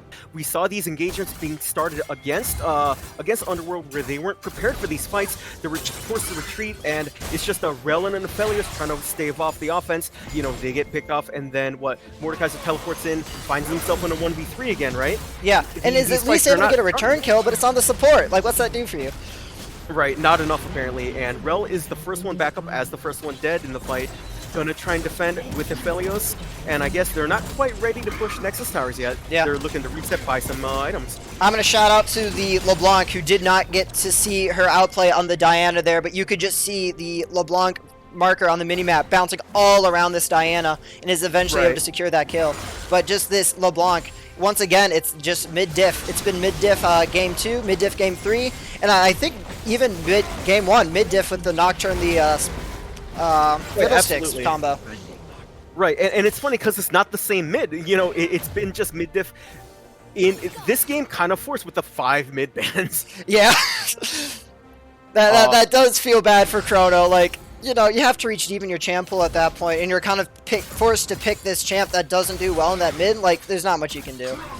Right, and it's just good meta play by the Gilded Pipers. They sort of identified where the strength is for Underworld and just sort of crank that screw really hard. Oh no, the LeBlanc just says hello and goodbye, dives in and just immediately deleted. Double kill for the LeBlanc, doing like 2/3 HP with one ability. LeBlanc's massive, game's over. Right, level 16, actually lower level than Gwen, who's just been pushing these side lanes really hard. And, you know, you gotta imagine this game is imminently gonna be over. Rel ulti goes in, Diana trying to get something out, but Rel's already dead. Diana going in after the Ezreal, but Ezreal just ease away. An easy kill for the Gwen. And this is GG here. Ryze trying to clear, but there's not gonna be enough. LeBlanc getting one last kill under them, and that is game. And that is a first 3-game series we've had. Right, and they actually, I gotta say, just really good execution of a really clear win con for Gilded Pipers. Yeah, well executed. They knew what they did. They tried the team fight the second game, realized that's not their thing, and go back to this very scrappy vision control and catch people out when they're not paying attention. Right, and they had a lot of characters that are just good at scrapping. Gwen good at scrapping, Trundle good at scrapping, LeBlanc, especially when fed, extremely good at scrapping. Yeah, even Ezreal. Ezreal, if he gets caught out, he just ease over, and he has the Leona to protect him as well. All of these characters, except for maybe Leona, have a lot of mobility and are just great at these impromptu fights where it's just kind of shit's hitting the fan and just trying to figure out what to do. Right, we've said, 5 mid bans, LOL, he's forced on the rise, but the thing is, it's kind of been an overall team diff, not just in mid. Oh, definitely. The mid is obviously the one that's been popping off or one of the game teammates that's been popping off. But we've seen like each game that there's also other factors into play. This Gwen getting multiple solo kills in the top lane, pushing out towers while getting objectives was crucial for this game to like just really snowball the lane. Right, and then another theme for this series is that every time a team seems to invest in like a hyper carry late game, it just doesn't pan out. The game is decided long before they have an opportunity to get their 4th item. Yeah, these protect the carry comps don't really work if A, your carry isn't fed, or B, you can't protect them. And each of these games, either the team doesn't protect the carry or someone like a LeBlanc gets fed, and how are you supposed to protect the fellows from the LeBlanc? Like, Right, she exactly. jumps in and he's dead before you can even CC. Right. Well, I mean, credit to Aphelios, he's the least deaths on his team. He hasn't really. It wasn't really the fact that he was dying. It's that LeBlanc got so fed that she just killed the rest of the team at a leisurely pace, and Aphelios obviously doesn't join a fight that's already lost. Right. Yeah, and Aphelios can't even step up, I think, is the other thing. He wasn't dying because he realized he would die if he stepped up, but since he's not stepping up, he's not doing damage either. Right. Just a complete momentum loss. Ezra had his 3rd item. Like, it was just not going to get any better, even if Aphelios got the late game. Yeah. Congrats to Gilded Pipers for that fun first 3-game series that we've had. Well fought by Underworld. Really back and forth, especially the second game. Very exciting. Yeah, impressive play from Chrono. Just when you've got 5 mid bans, I mean, there's nowhere to go. Feels bad. So, what are the takeaways for not only these teams but the other 2 teams watching? I'm curious. What should I be looking for when I try to beat these people next time I play them? I think for Gilded Pipers, they are good at the overall vision of the map and the map state, and how they build their teams, how they win the game. Right, their top Definitely. lane really a force to be reckoned with. Their top lane big diffs all 3 games. I think. Yeah, the top laner was just performing really well. I think 1 or 2 of the games, it was just a champ diff. Like, Gwen, obviously, I think counters Mordekaiser hard, but he is able to not only, like, do the lane, but also get an advantage from it, not just kind of, getting some CS, but get kills and get a massive difference. So by the time it gets to 15, the other top laner is super far behind. Right, and just generally good macro play as well. You see them econing very well, consistent gold advantage, consistent level of advantage, and then a bit, proud on some of these roams. Obviously, Gwen at early levels gave up the prior to Morte for the first Scuttle fight, as you remember, but after that, it's just been Gwen all the way. Yeah, and I think both teams demonstrated how good Scrappy is and how hard it is to execute these protect the carry comps. Because we've seen 3 Right. protect the carry comps, and we've seen that comp lose every time. Right, it requires a lot of finesse and it requires a lot of momentum. You cannot just be satisfied with your very critical carry just going neutral in lane. If you finish your lane neutral in a protect the carry comp, you've already lost. Yeah, and if you have an assassin on the other team that you can't stop really, and then you've also lost. So there's these things that you have to make sure you do, and it's just very hard to do all of them at the same time in a game. Right. It just requires a lot of execution on both the small and large scale, and it just asks too much. If the enemy team is constantly asking you tricky questions like how are you going to respond to this? How about this? How are you going to run this dragon fight? Our Gwen's up top. What are you doing about her? And you just throw all these questions that the enemy team has to answer, and if they just don't get 100%, then they start cascading, down the rabbit hole until their nexus explodes. Yeah, I think I have figured out how to beat Underworld Chaos though. You 5-ban the mid laner. Easy GG. Right. But other than that, I think, once again, Underworld Chaos, very scrappy team, and seemed to excel at it when it started going their way, once they got the snowballs going. What else do you have to look out for from that team? Underworld, I mean, again, like, other than banning out the mid laner, I think their jungle is pretty good, but the thing is, like, you have to have, jungle mid coordination, and you saw it a little bit, but, like, they don't really have, like, this is our jungle mid comp, except for, like, we saw the Dyna Ori, but they got super out comp by the Nocturne Fiddlesticks, which is clearly superior. Yeah, the jungler for that team was just put in, so that's probably why we're seeing a bit of a jungle mid disconnect there.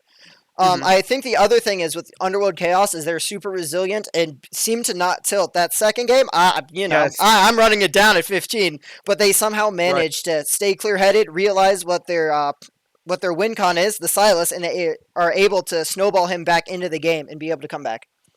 From a 7K deficit, that's actually quite a feat. Yeah, really impressive there. With that, though, we are going to take a 5-minute break. I'm not entirely sure how Twitch works when I rename the stream, so if you don't see the stream up in like 5 minutes, you might have to refresh your browser or something. But when we come back, we'll be doing On Jaw versus Dark On Jaw.